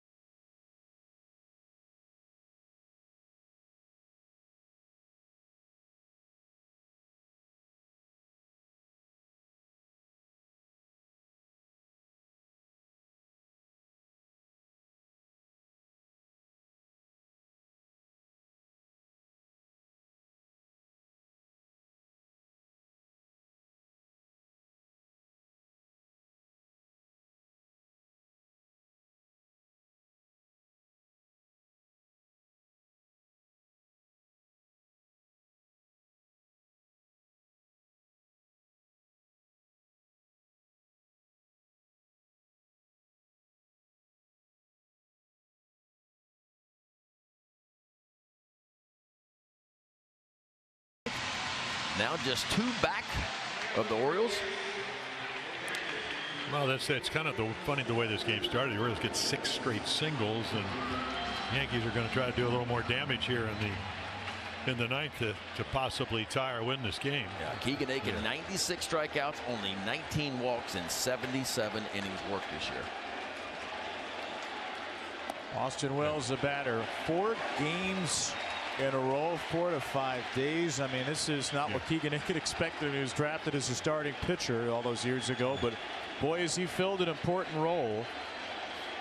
A save situation, and the Orioles had Sir Anthony Dominguez up. They turned to Aiken because it's a lefty in Wells first. Then if Stanton gets on, another lefty in Chisholm. So once again, Brandon Hyde plays matchups rather than go designated closer here. And it's 1-2 for Wells. Yeah, his command, his stuff, his ability to get 3 pitches over has just been unbelievable. And again, it's a very sneaky 94. And every once in a while, I don't know if he'll do it pitching 4 out of 5 days, but he can get up into the mid-90s, and it'll look like it's 97. Ball really sneaks up on you. Keegan's had 2 save opportunities in the 9th this year. He's blown both. He's had 2 career saves, both in 2022. One was in a 9-2 win at Seattle. He threw the final 3 of the 3rd. The other was in a 7-2 win at Texas. He threw the final 3. So he's never had a save like this. 3-2 for Wells. Well, Ben, I did some relieving my first year, but when you're a starting pitcher and you're in the 9th inning, you get a little bit tired. There's a tendency you got to learn to, you don't speed up your body, you speed up your arm. But when you pitch this much, it's sometimes hard to do that. Yeah, because your body. Yeah. You think your body's going to get it up there. Wells fouls away a 3-2 slider. Pretty gutty pitch right there. Very gutty. Yeah. Got to throw a strike. And he's got to face 3 hitters too. So if they get a guy on, it's going to be Aikens against Stanton. Let's just hope he faces 2. Yeah. Popped in the air to left field. Cowser will get there for the 2nd out. The ability to throw strikes.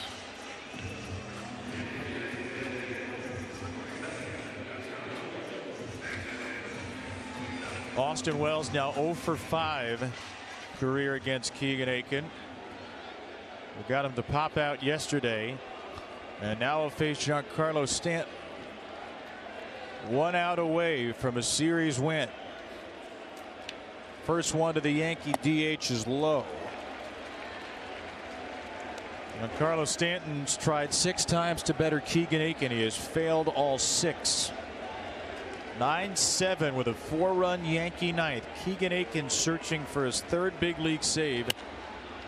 And there's a sky-high pop-up to the right side. Santander charges in. Westberg makes the catch, and the Orioles secure victory in Yankee Stadium. A win in the game, a win in the series, and for one more night, the Orioles delay a potential division-clinching celebration in New York. They win at 9-7, and their magic number for home field in the postseason is down to 1. Yeah, another big-time win. That'll be the first Oriole series win in their last 6, and that's big. Yeah, you get 17 hits, you needed them all. Didn't think that was going to be the case, but again, I think 8 for 16 with runners in scoring position. One of those nights. Everybody joins the party. Great to see. 9 starters for the Orioles, 9 starters with a hit. And how about 6 starters with multi-hit games? Westberg, Santander, Cowser, and McCann with 2. Henderson and Mullins with 3. This is a game where 6 different Orioles had an RBI. 6 different Orioles scored a run. And they worked around Zach Eflin's most ineffective start as an Oriole. A career-high 5 walks. The bullpen was great until Bowman in the 9th. And Keegan Aiken picks up his 3rd big league save, but the other 2 were 3 and 3 in a 3rd inning stints. So this is his first real closer situation where Keegan Aiken's nailed down a save. Orioles are 88 and 70. Yankees are 92 and 66. And guys, it's now an 8-4 record for the Orioles against the Yankees this year. Whether it's in Yankee Stadium, whether it's at Camden Yards, the O's have played some of their best baseball against the team with the best record in the league. And a good chance the Orioles are going to see the Yankees later on in the playoffs. So that's what we hope. And then the Orioles will come in here to Yankee Stadium and have a lot of confidence because they've had a lot of success against the Yankees. Yeah, you can't be a lightweight and come to Yankee Stadium the way they can swing the bat. You just saw it here in the 9th.